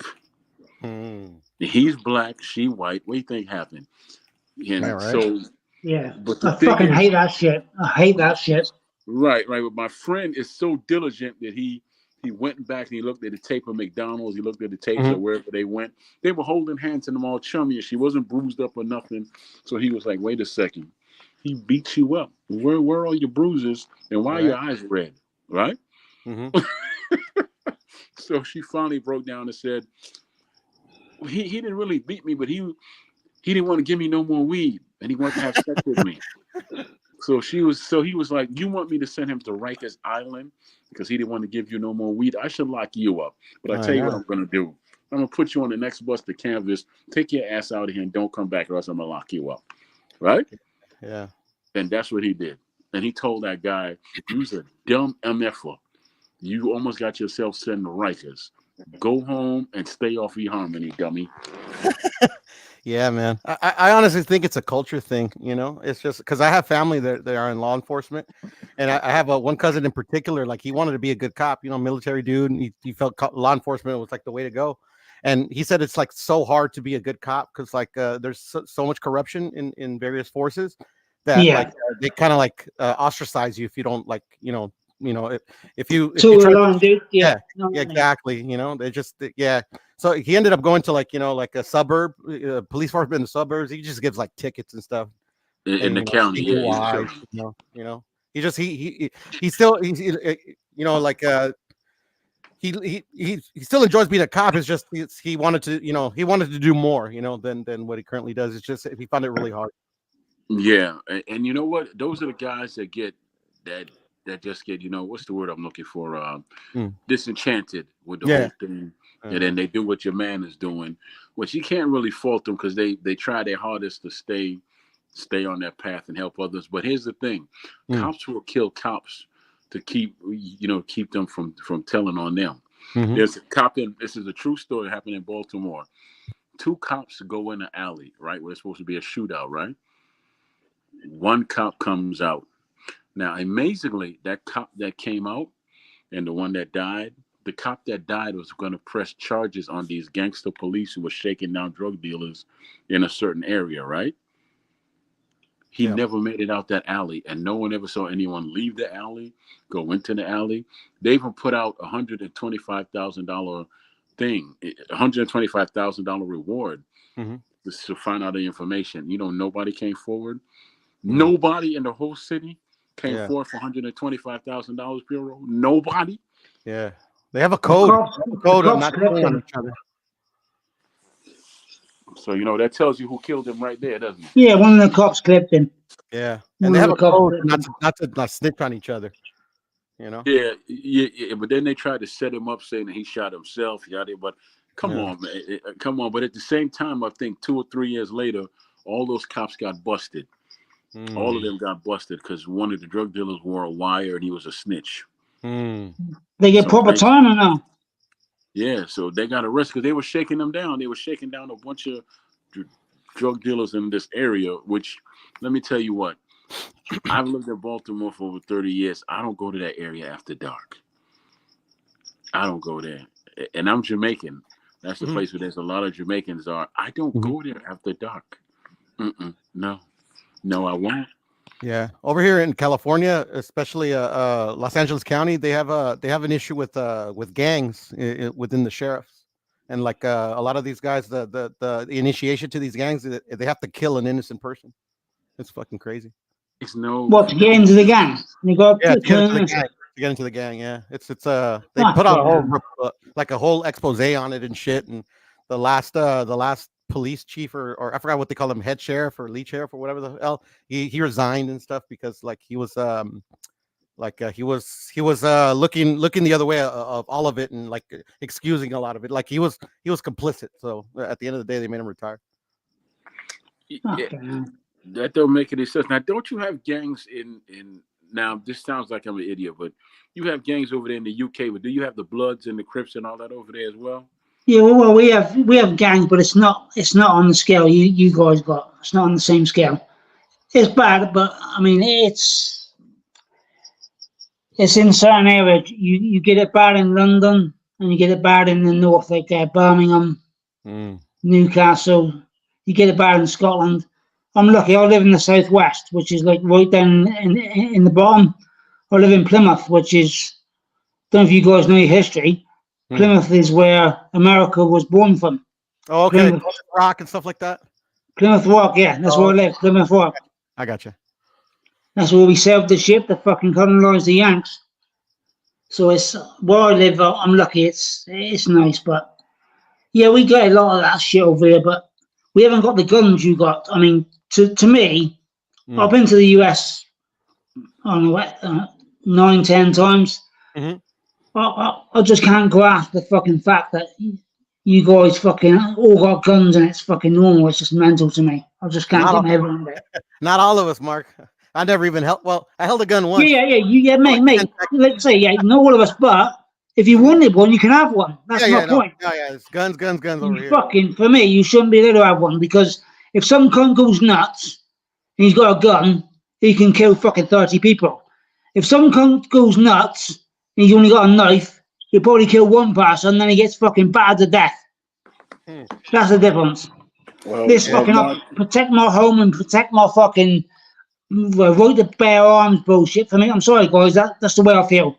Guns are fucking bad news. Bad fucking news. Well, I agree. Mark, I tell you what, you got to stay out of the South when you come to America then, because you could get a permit, and I've seen people walking around pharmacies, Walmart, I've seen gas station owners sitting outside on chairs with their shotgun and their gun on their hip, right? But here's the truth. A gun never killed anyone without human contact. You could leave a gun on a pulpit. It's not going to kill anyone. I agree. What I'm saying to you is, if that gun was a knife, it can't kill fucking 30 people. It can kill 1, maybe 2. That's the difference. With the help of a human being, yes. Yes, but it can kill fucking significantly less people. That's my point. Significantly less people. Yeah, and I don't even mind people owning guns. Like whatever, you like guns. But it's just like, it's just like some people. It's like, no, you can't take away our guns. They're like, motherfucker, nobody's ever tried to take away your guns. I don't know why you're complaining like somebody's trying to take them away. Well, I'll tell you what, right? You can have a gun, so you can have a fucking a Glock or whatever you call it, fucking handgun, yeah? Why the fuck are you allowed to have fucking machine guns and fucking AKs and M16? I have no idea. I have no idea. Why do you need a Gatling gun? Why the fuck do you have fucking people in America are allowed to have fucking machine guns and AKs and fucking stock rifles or whatever the fuck? I don't fucking know what it is, but it's fucking mental. All your schools. Guys, honestly, don't get me wrong. I've got a lot of American friends, right? But whenever there's a school shooting in the US, over here we just shrug our shoulders and say, well, fucking bound to happen, isn't it? Because it's the fucking norm. It's the norm in the US. I say we need more guns. Yeah, you need more. You need more guns to sort that out. Fucking a lot of people say, Troy. They're like, no, we need more guns. If we had more guns, those kids would have died. No, but listen, I was working at this one place, and it was lunchtime, and I was in a cafeteria, and these 2 youngsters, they were probably 25, 27, right? Mm-hmm. They were talking about, well, so-and-so wants to take our guns, and me, I usually don't get involved in that, but I got so irritated. I'm like, what guns are you talking about that they want to take? Oh, well, they want to take our automatic weapons and our M16s, and I'm like, why do you need all of that? You can't stop anyone with a shotgun and a handgun? No, what if it's more than one person? Then you shoot Well, and then shoot the other ass. What if the King of England wants to come and claim the colonies back, bro? We need our guns. He said that. He said that he likes to go hunting with automatic rifles. Then it's not hunting. Then it's That's just not fucking slaughtering. hunting. That's cheating. That's fucking It's cheating. that's That's not slaughtering. hunting. So That's why would fucking you eat You're gonna cheating. that? turn the animal up into pieces with a goddamn machine gun. Fucking Yeah. hell. Why would you eat that meat after you tear it up like that? Why? Like, I'm against guns, right? But if you want guns, the way I would say it, right? You can have a gun in your house, a handgun in your house. If somebody breaks into your house, you can shoot them. But you shouldn't be able to take guns outside your fucking house and walk around with them. They should be in the house, and that's the law. You shouldn't be able Locked to up, fucking carry them on the street. locked up because accidents happen. I'm telling you. Well, It's you fucking better mental. stay out of the South, my brother. Stay out of the South because they will wear. I'm telling you, they even wear guns to church. So sometimes Yeah. I also hear the argument of like, oh, it's a dangerous world out there nowadays. I'm like, I tell people I grew up in South Central in the 1980s in the heat of the crack epidemic. I never had a gun. My parents never had guns. My dad never had a gun. I never got shot. How old are you, Piero? I am 41 years old, sir. Yeah, well, I got 12 years on you. I was there when crack was born, and I've There it seen a is. lot of stuff, but that's what turned me off from guns. Now, I was I got training. freeway Rick how to cook it, bro. I'm well, just playing. no, I did interview with him about twice on my show. Yeah, I But remember you telling me me. and Midge. But the truth is that I've never liked guns because I saw the finale of the the fatality or the finality of what happens when you use a Mhm, gun. I've mhm, seen people shot in front of me. This mhm. is what this is what happened. I was about 11 and my other two friends were about 13. These two guys got to a shootout right across the street from us, bullets flying everywhere. I was 11. And you know what happened? I froze up. I've never froze up before, but I was just 11 years old, right? Uh-huh. So my two friends came and grabbed me, and we hopped the fence and we jumped behind this big ass rock that was in the in the field, and they were like, "Why the hell did you freeze up?" I said, "Cause I was scared as hell." I was scared, man. Yeah, I no, was it's literally fucking watching scary the shit, bullets. bro. I was watching the bullets fly past me, and they came and got me. They act- Yeah. they actually could have just left me there because they were safe. Well, what you're saying is fucking mental. Why the hell did you freeze up? In the UK, fucking hell. That just doesn't happen. That does. Oh, it happens in London. London's fucking on top. There's a lot of guns in London, illegal guns, but Mm. the rest of the UK, it's so fucking minimal. It's unreal. It's unreal. I know we got stabbing, people fucking carrying knives and shit like that, but you get the odd fucking stabbing, the odd one death here, one death there. But not mass shootings and fucking. What's all this fucking shit with cunts fucking going in schools and killing fucking 20 I and was 30 gonna people? ask you Fuck's about that. sake. I If was I gonna knew, ask we you wouldn't about have that. it. It's fucking nuts, man. You What? don't have any mass shootings like that over there in UK where people going to school just blowing shit Never, up? never.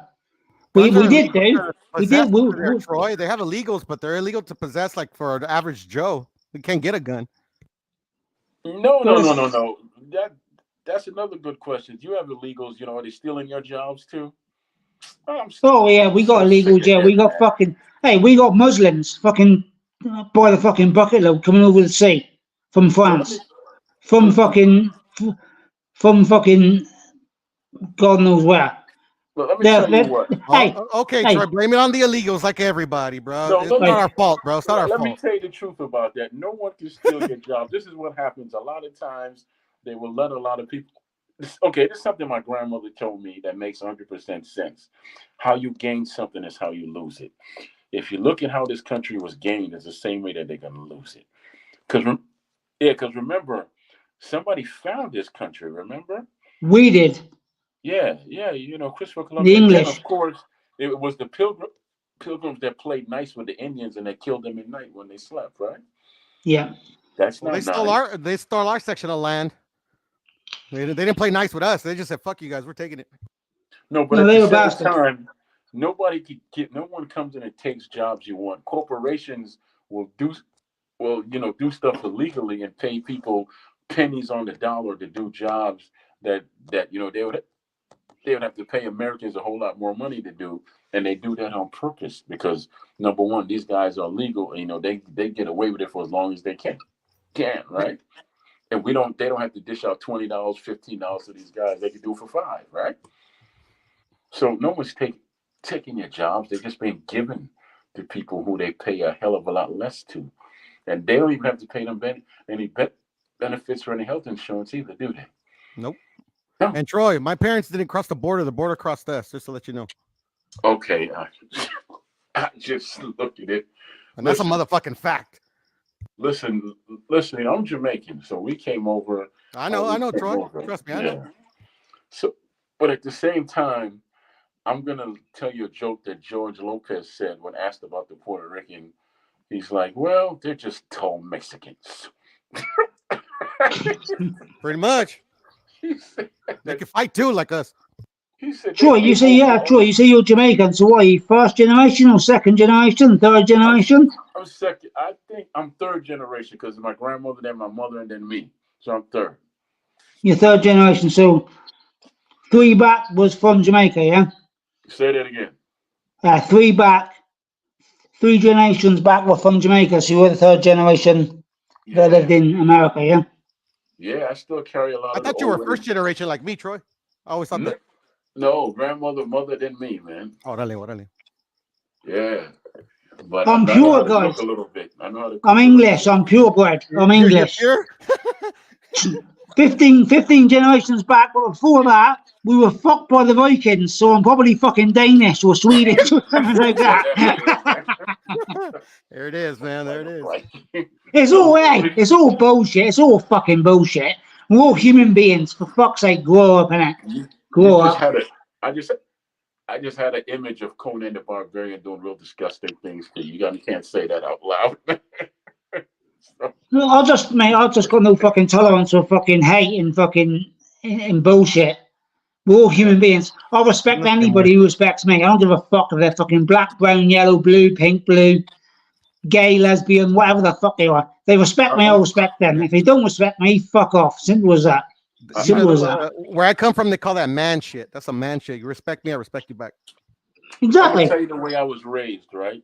My grandmother always told me, allow the person to show you who they really are. It don't matter what color they are. Anybody could be an asshole. Just allow them to show you the truth of who they are, right? And then you go from there. I've never once judged somebody by saying, "Oh, look, he's white. I'm not going to like him," because it doesn't really compute in my head. Now, mind you, I've made white jokes just like everybody else. I've made Latino jokes, made black jokes, but I don't hate anyone because of the way they look. If you're an ass, you're an ass. Period. Well, it doesn't matter. Really though, Troy? What about if it's really, really ugly, motherfucker? Huh? I'm just playing around.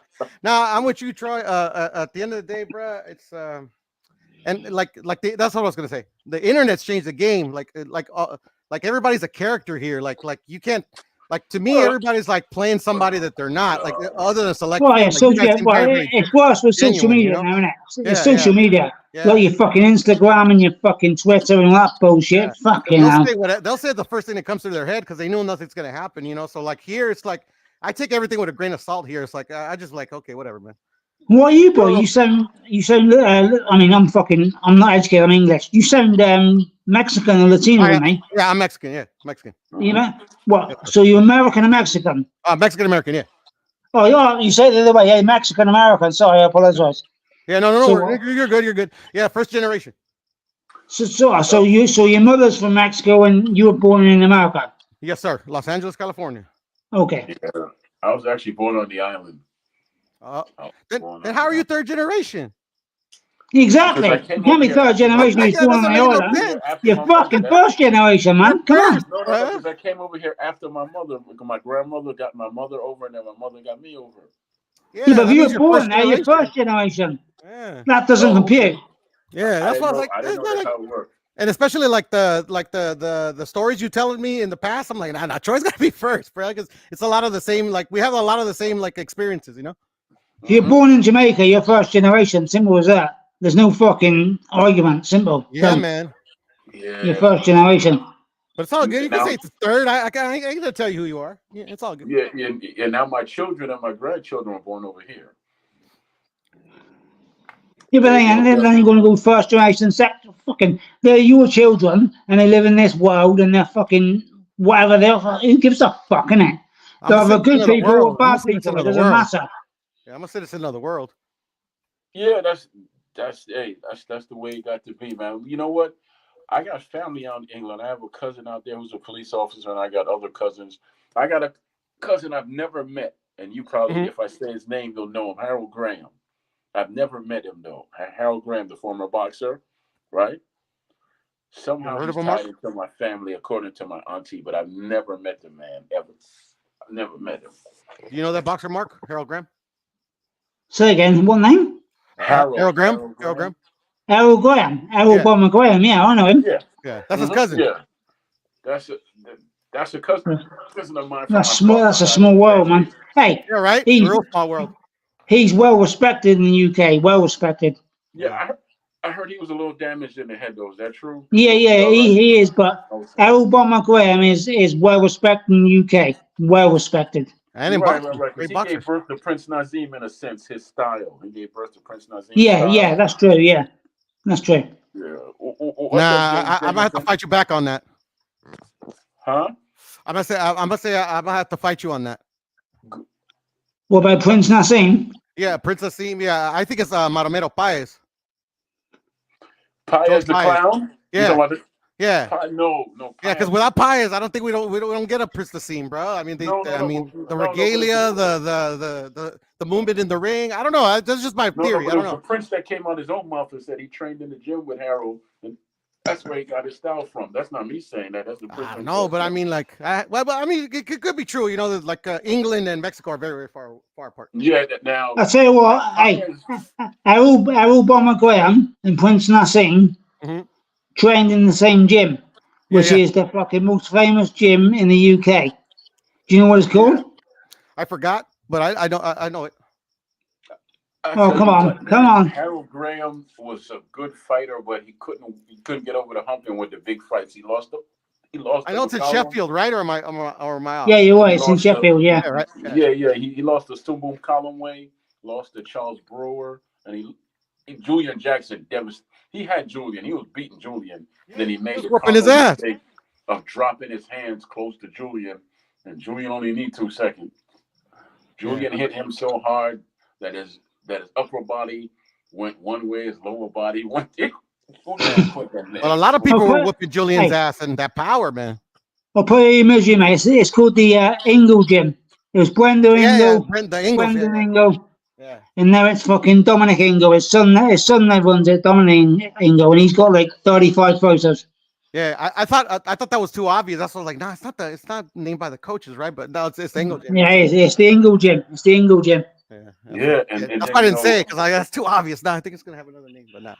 Yeah. Hey, you know what? I come to find out that Frank Bruno doesn't look that big anymore to me. You ever seen it? You ever seen the interview he did with Dillian White when he was with Dillian White? He's had a lot of troubles, but he's had mental illness and shit. He's been like he's been sectioned and shit. I don't know. Do you call it section in the US when you get if you're mentally ill and they put you away? Oh, okay. I got you.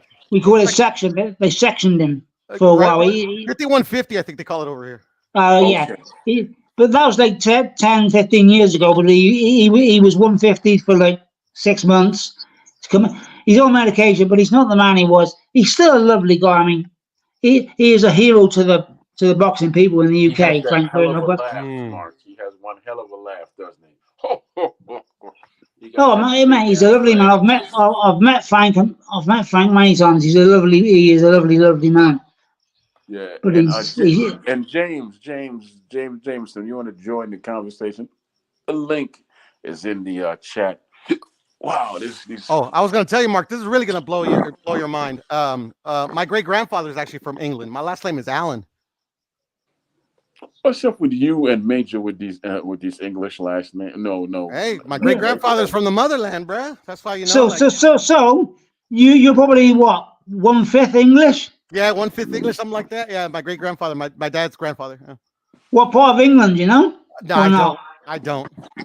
To be honest, I don't. I don't Let know. me find. I just know that my great grandfather was from there. That's how we got our last name. But like, What, I don't know. then I he don't know like, any of my family or anything like that. I plan to get my family crest though, because they have a Allen family crest so, in England tattooed on my arm one day. so how come he immigrated from the UK and not to America but Mexico? How did that happen then? That's weird, isn't it? Because where my dad's from, it's an island called Cozumel, so it's like it's beautiful. It's paradise. So that's probably why he went over there. No, what I'm saying is he was from the UK. Yes, sir. And all the ships came to fucking the US. How the fuck did he No, go no, no. to Mexico instead of? That's how soccer got to Mexico. Is actually there was a bunch of British ships or whatever. They came to the port of Veracruz. That's where like the French came and the English were there at one point. That's where they taught the Mexican soccer football. Oh, right. Oh, Yeah, they please probably came call through it, there. mate. Yeah. Please call it football. Please call it football. I hate No, it's soccer. football. No, that's all good. I actually don't like soccer myself because actually Hey, I call it by hey, the Spanish name football. hey, Yeah, you football. know, you're Spanish. You know as well as me. Yeah, Football is the fucking world game, the yeah, it is. first game, Of course, of and course. it's a fucking round ball that you kick. The cunts Yeah. in America play with a fucking egg that they throw. It's not football, is it? Fuck off. I love the sport though. Still, I don't watch it no more, but yeah, I do love that sport. But yeah, no, the global game, yeah, the beautiful game. It's the biggest game in the world. Yep. It is. So Piro, let me get Yes, sir. this right. So Yes, sir. you said your great grandfather was English. Yes, sir. So let me find out. You make, that you actually make fish and chip tacos. Nah, I love fish and chips. I'm Though. I just remember when I kidding. went to London, I had the fish and chips, and oh man, they were fucking delicious. Oh, you've been in the UK, have you, bro? Of course. That was always like a bucket list thing of mine. I went with my father actually. We both went together. Just Did you get the London. Guinness stout? I rest Did my soul. you get the We went to Guinness stout too? London, Paris, and Amsterdam. Yeah. Did you have some weed in Amsterdam? Because Of it's legal course, there. of course, of You course. smoke it up, yeah? I smoked half of it because it's strong as fuck. It's very fucking strong in Amsterdam, mate, because it's fucking pure. It's pure. Oh my Fucking hell. god, bro! Like half of it, I was this gypsy Mate, almost that's like- fucking robbed my ass. I swear Mate, to that's God. like a I'm not mate, even that's like a lying. 45-minute flight for me. And we go like once or twice a year, like a big group of guys. We all go over there for a weekend. It's fucking brilliant. It's No, brilliant. I loved Amsterdam. Paris was okay. I had a good time, but like one time is good enough for me. But I hope to retire in London. I love London, man. I loved it when I was there. Mm. It's Well, we got expensive, no though. guns. Expensive. We got no guns, and we're a happy fucking jolly type of people. But I've actually you never like what you like. been You like what you like. Amsterdam. Yeah, no, I love the climate there. Like I didn't see the sun once when I was there. The Honestly? little time I was there. I hate the sun. I hate the heat. You didn't see the sun? I This did is it. in Thank the Amsterdam. You're Lord. talking about Piro? Jesus. No, this was in London, England. Oh, okay. That's because it rained all the time, or what happened? Yeah, it was drizzling. When Well, I was yeah. I there. mean, we get Drizzling, we, but it we was get overcast. we get some good sunshine. Here we go. Look, this is England now. That Oh, I would hate. at I would 9 hate to o'clock live in the there. morning. Oh, the sun. Oh my god, I hate the sun. See, 9 now, that's o'clock a in the nice morning. picture right there. That is a nice picture right there. No, it is. It is. Yeah. That's Is that a nice beautiful picture. now? Yeah. No. Dope. Yeah. I got a question. As far as the cost of living out there, how much would you say like is a single family home? Because I know a flat is an apartment. So how much is like a single family home, 3 bedrooms and all that? Say again, bro. I didn't hear what you said. Say again. How much is a 3-family home? I'm sorry. How much is a 3-bedroom house in England? What, to rent? No, to own. What, to buy? What, Yeah. a 3-bedroom? You won't get 3-bedroom flat. You get 3-bedroom house. And That's what I mean. it depends where you live. Obviously, there's expensive places and there's cheaper places. So, do you want the average price for the whole country, or the cheapest price? Yeah, like the average. The average. So, a 3-bedroom house in the UK would cost you. I'll convert it into dollars here because I know the dollar conversion. A 3-bedroom house would cost you about $300,000. Yeah, because He's got a brother in the chat, James Jameson. He's from the UK. He said it's about 250,000. So you're about in the It's same. actually not bad. It's cheaper than my house. So that's You're the in average. I mean, California. in You're in California. Yeah, London, California is That's why. expensive, man. I paid in, 400,000 for my house. in It's worth 8 now. in London, you buy a fucking 3-bedroom house and it's Yeah. a fucking shit house. You'd be Uh-huh. talking like 2 million quid because it's a joke. Fuck. But if you go to Scotland, you get one for 100 grand. Oh, that's not You bad. go to Newcastle, you get one for 100 grand. There's places where it's cheap, there's places where it's really expensive. Mm-hmm. Well, it's like America. I mean, like California and New York's Yeah. really expensive, isn't it? Yeah, You go I'm in to like California. the mid, It's a you go to the Midwest, it's probably a lot cheaper, isn't it? yeah. I have buddies that moved out there. It's super cheaper. Yeah, same here. I heard about California, Puro. I heard it's Yeah, man. I'm telling you, like I paid, and it wasn't even a very nice. I mean, it was an okay house. I don't say it's like a super rundown, but it was okay, and it was close to my job and all that. I bought it for $400,000, and now it's been 5 years or 6 years. It's worth $800,000. Yeah. Well, your house. Yeah, my house. Because LL Cool J owns a $6 million I house. paid. It just looked like a regular house. It don't look. Yeah, like no, bro. There's some like I remember when I was looking for my house, and the it was like it was more run down than the house that I eventually bought, and it wasn't even that far away from where I eventually bought my house. It was double the price, and it needed so much work. It was like, oh my god. I paid 160 for mine. Not bad.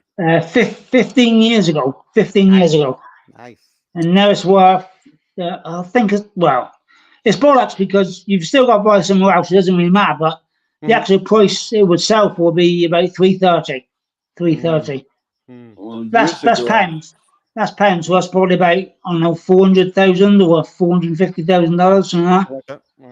Well, years ago I got my house for 80. Let's say 90,000. Now it's worth about 180. Go ahead. What happens with the in the US? You can buy a house on mortgage. Yeah, you pay a certain amount per fucking year for like Monthly. 20 years or whatever. Yeah, monthly. Mine 30 monthly. And you pay fucking an interest rate so they get fucking money out of you. Yeah. You pay an interest rate. Yeah, that's why it takes 30 years. yeah. But can you get like a fixed rate? We can get like a fixed rate. Yeah. You can do 15 years fixed rate. Yeah, you can do 50 years. Or you can get a variable rate. Depending on the fucking economy and all that shit, yeah. Well, it depends, like on what you can afford, how your credit score is. You know, there's a bunch of factors. But you can do like variable rates and fixed rates and all that shit. They have all kinds of, and they have programs as well. Where go ahead. No, but I also own another one, so I'm okay. I own 2. Nice. I got another one. What were you saying, Troy?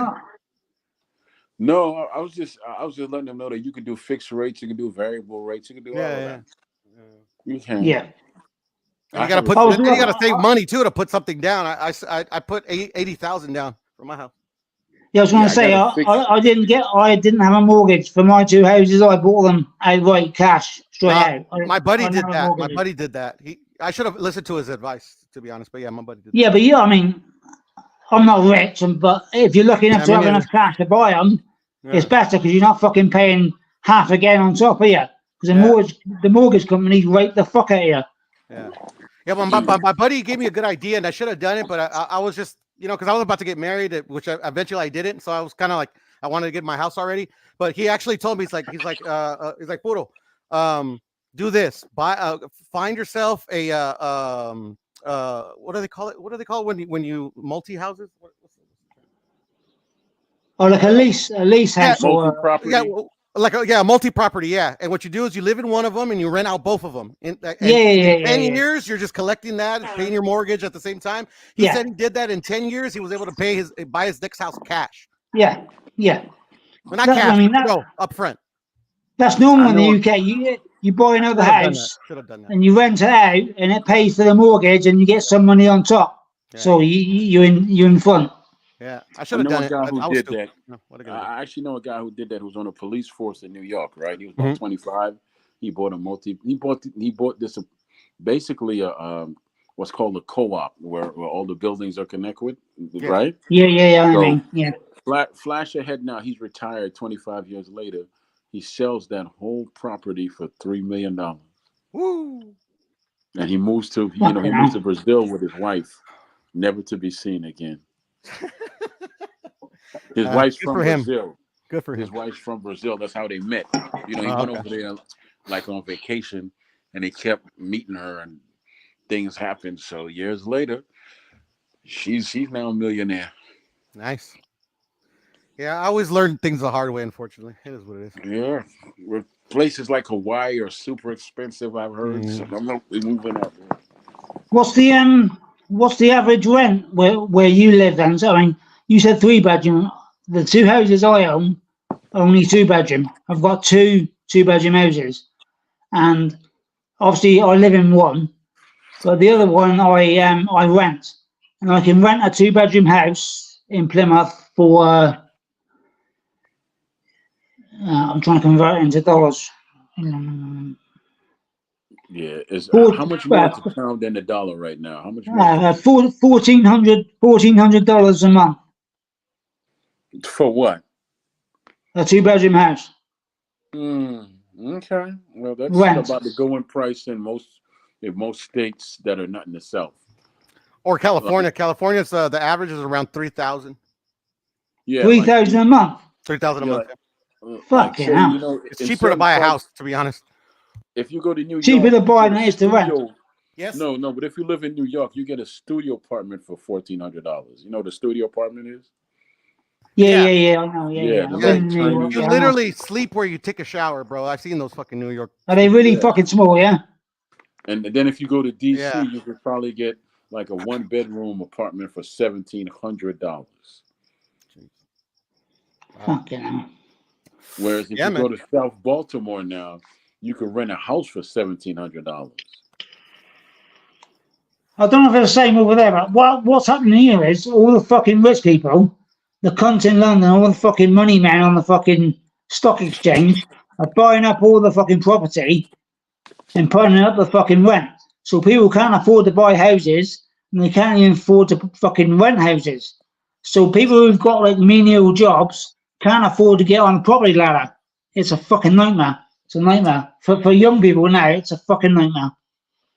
I tell you what you do, because I have a neighbor in where I lived in Baltimore. They're from Nicaragua, right? So the house they bought one, two, three houses on the same block. The first house they bought was just a boarded up. It had rats all in the yard and all that. Would put there that it had and all that. That house cost them about $3,000, land and everything, right? So then the next house they paid for, which was right next to mine, cost them about 4,500 because that was boarded up as well. They're all rehabs, and the house up the street was about another 3,500.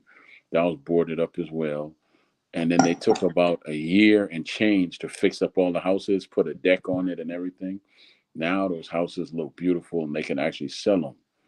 You know that? Yeah, that's what we say in the UK is like Yeah. property development. You buy a fucking shit or do it up, make some money and sell on. Yeah, because I was like $3,000. Because what you do is you go to the courthouse and find out when the auction is, right? Yeah, And all you have to do is outbid the other. Because some of these houses, they look terrible. Like you have to invest so much money. But if you come with your own crew and you know how to do the work, you don't have to pay nobody to do it. yeah. It's massive in That's the what UK. these guys did. It's massive in the UK. You look at like where it is, what area it is. You know what a property in a good condition sells for. The price is low. You buy it, you make good money. It's massive in the UK. It's massive. Yeah, human lie detector was going on. And yes, Wilder got what was coming to him. But who didn't know that was going to happen? Did you see it coming, Mark? Has he just dropped off?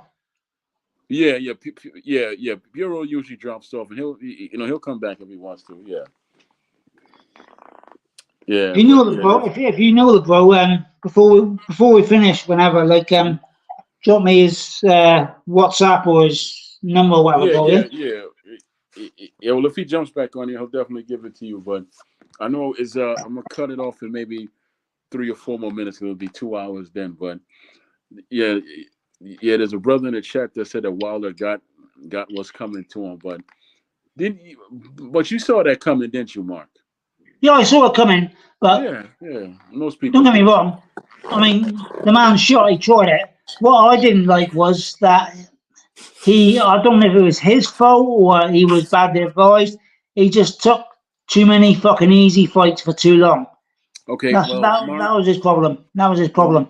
well, Mark, here's a fact, and you could go verify this. When years ago, Nestor, you know who Nestor Gibbs is? Yeah, I don't like him, man. I don't like him. Yeah, from the Boxing Voice, right? Nestor Gibbs from the Boxing Voice. He did an Yeah. interview with Mark Breland, and he asked Mark Breland straight up, "Does Wilder listen to you?" Wilder and Breland took a deep breath and said, "Sometimes." Fuck me, Right, that's a red flag, isn't it? right, and so that's why he never got himself a. And Mark was his backup trainer. He was in. He wasn't the first trainer. JD was, who's a used car salesman. He don't know Yeah, nothing I about know. boxing. And And then he hired. when he got battered by fucking Fury, Mhm. he threw Breland under the bus. So he fucking spiked his water and all that shit. That's disgusting. Yeah, he Fucking spiked his disgusting. water. Now, anybody that knew anything in boxing said that Wilder was full of shit because Mark Breland's name is clean. Wilder's the only one that tainted his name. But I talked to so many fighters I had on when I was with Major Keen. I was doing a bunch of interviews, right? Even on the Troy Graham Experience, I did a bunch of interviews. Not one boxer, not one trainer, not one promoter said they believe Wilder about Mark Breland spiking his drink and doing all this other shit to him, right? Not a one. Yeah, so that tells you something about Mark's character, doesn't it? Yeah, mate. Everybody in the UK knew Mark Breland was clean. We all thought Wilder was just basically. I'll tell you exactly how we felt in the UK. We thought Wilder was just fucking jumping on the bandwagon of all the LDBC fucking channels, spouting all the conspiracies about the glove weights, the drug fucking in the drink, this, that, the heavy suit, all that bullshit. He just jumped on the bandwagon because he couldn't fucking admit he got battered. Simple as that. It's been years and he never proved any of that. Exactly. It's a Foremost, joke. when you get the gloves come sealed and it's handed to you by the commission. So how do you get weights inside your gloves when there's someone in your camp and there's someone in their camp and there's someone from the commission that's watching you and you get to Put them check the on gloves before you put them on, right? and tape them up and sign them. It's fucking laughable, isn't it? It's pathetic. It's Yeah, pathetic. I mean, I've heard the most outlandish nonsense. One of these guys that was supposed to be a big Wilder fan and an enforcer for the LDBC told Sugar Hill that he hopes he burn up in a car fire. Now, usually I wouldn't even be bothered with that, but the man was Sugar Hill was in his house and he was in earshot of his children, and his children heard the man say that to him. Come on, man. You have to be more respectful than that, right? Yeah, of course you do. I mean, come on. I mean, you telling that man you want to die in front of his children, or for a fighter that don't even know you and never will know you. Shit. And, I just, and the dude who said it is a policeman. Well, I guess he's a retired policeman at that point, but still, you were a policeman. fucking So joke. yeah, and he's another dude who steroid out with all the weights and muscles and everything. Absolutely fucking pathetic. Pathetic. If you had to put your hand on your heart, Huh? would you? If you had to put your hand on your heart, would you say Wilder was badly advised, or he did it himself? The majority of the shit he's He done over did the this last 10 himself. years. He wasn't coachable. He came out his own mouth and said he don't need the fundamentals because he could punch. He don't need to run. That's what I was Yeah, he hearing. did. Yeah, I don't need road work. I've got the fucking equaliser and all that bullshit, wasn't it? Yeah, that was him who said that. So nobody gave him bad advice. Breland was right there. Breland went to Kronk, right? Yeah. Breland went to Kronk Jim. He's the architect of Vernon Forrest's style, that old jab, smooth right hand type style. That's Vernon Forrest is his student, right? He could have done the same thing to Wilder, because if you look at Breland fight, he's shaped just like Wilder, tall, long arms, and all that, right? He could have taught Breland. He could have taught Wilder so many things. He just did not listen. This is why he went out and got a man that threw a fight for him to be his trainer. Who has Malik Scott ever trained? It's a fucking joke. Malik Scott took a dive against Wilder, then he became his trainer. Fucking hell. Yes. Jesus. There you go. There you go. I mean, that tells you he could have had anybody that was anybody come to see him, He and wanted a yes man. That's what he wanted, bro. He wanted a yes which man. That was which it. is no good. When you in this Exactly. sport, you need somebody to tell you the truth so you don't kill Yeah, he yourself, get needed yourself hard killed. truths. He needed hard truths. He didn't fucking get it. He got a yes man. Let them tell you the hard truth, and then you decide what you're gonna. A perfect example. Uh, Roach. What's his first name? The coach, Roach. What's Freddie his? Roach. Huh? Freddie Roach. Yeah, him. So Freddie Roach, yeah. Eddie Fudge, his trainer, when Roach was boxing, told him, "You don't have it anymore. You need to retire." And he said, "I don't want to retire." So Eddie Fudge says, "Well, I'm going to retire from you. I'm not going to train you no more." So he went on and fought a few more fights, and he got knocked the hell out and lost, right? And then Yeah. he stopped being a boxer, and then he ran up on Eddie again and begged him to teach him how to train, and that's how he became a trainer. But he had to go through it and learn it his own way, right? But if this don't teach Wilder no lesson, because he wasn't just knocked out, he was he had a walking concussion. Because remember when he got hit, he didn't know where he was, and he was still on his feet, and he spun around, and Zhang caught him with a clean shot, right? And he Yeah. went down after that. He did not know where he was, Mark. He did not know where he was. Yeah, he got caught with a clean shot, man. But go ahead and finish up, because I'm basically gonna end the live now and go to sleep, man. Oh, well. Mate, it's been a pleasure. I found you by Yeah. accident, but yeah, it's been really good speaking to you and the man who just ducked off. And I'll be back, bro. I'll I tell subscribe you and I'll be what, back. man. I'm gonna try and come back tomorrow because I want to touch on some other stuff. I'll probably touch on the Tyson fight and some other stuff tomorrow when I come back, right? But right Yeah. now I'm gonna go to sleep and all that and go from there. But thank you, man. I appreciate the time. You and Puro and everyone that came in the chat. Appreciate you. Thank you, man. I Appreciate appreciate you, bro. I'll subscribe and I'll get a notification when you go live. I'll come back and hopefully we'll it. get some details and we'll chop it up. No problem, brother. Thank you, man. Cheers, bro.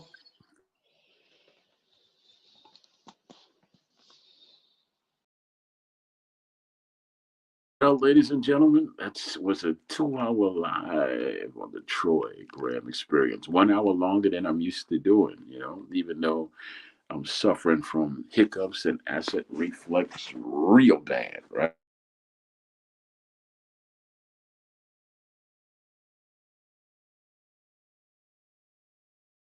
That's why you kept hearing me going on mute, because I have to go spit in the damn toilet so many damn times. I guess that's a little bit TMI, but just acid reflux. I need to throw up. This is the problem. I haven't eaten. The only thing I ate today was some vegetable soup. Thanks, Alonzo. Amazing. The only thing I ate today was some veggie soup I made with broccoli, carrots, mixed vegetables, and that's it. I can't keep any. I can't eat anything. I took some pills for the acid reflux. I've been drinking ginger ale, but I got to get some organic ginger ale, because the one I got is just the standard ginger ale. It ain't doing shit for me. I need the organic one, which has a kick to it. So from now on, I'm gonna keep ginger in my house and still some water, so I can make my own ginger ale, or at least put the ginger into some tea to calm this acid reflux. The only thing I could think of that I ate that would give me acid reflux is some jalapeno chips I ate last night with peppers. I put hot sauce on them and crushed black pepper. So I think that's coming back to haunt my stupid ass. Some oat biscuits and milk. Wow, you're very English. I can't keep anything down. I can't even hardly swallow, brother. That's why I've been drinking the ginger ale and, you know, chewing the ice or whatever have you. But thank you. So look, I'm gonna go now. I'm not even gonna play any music. I'm just gonna go and say thank y'all for coming out, for giving me the most precious thing you have, which is your time. I got through this live just based on using my strength because these guys were good to talk to, but I am out of it, y'all. Out of it. But bless up yourself, one and all. Thank you for your audience. Appreciate you. All right.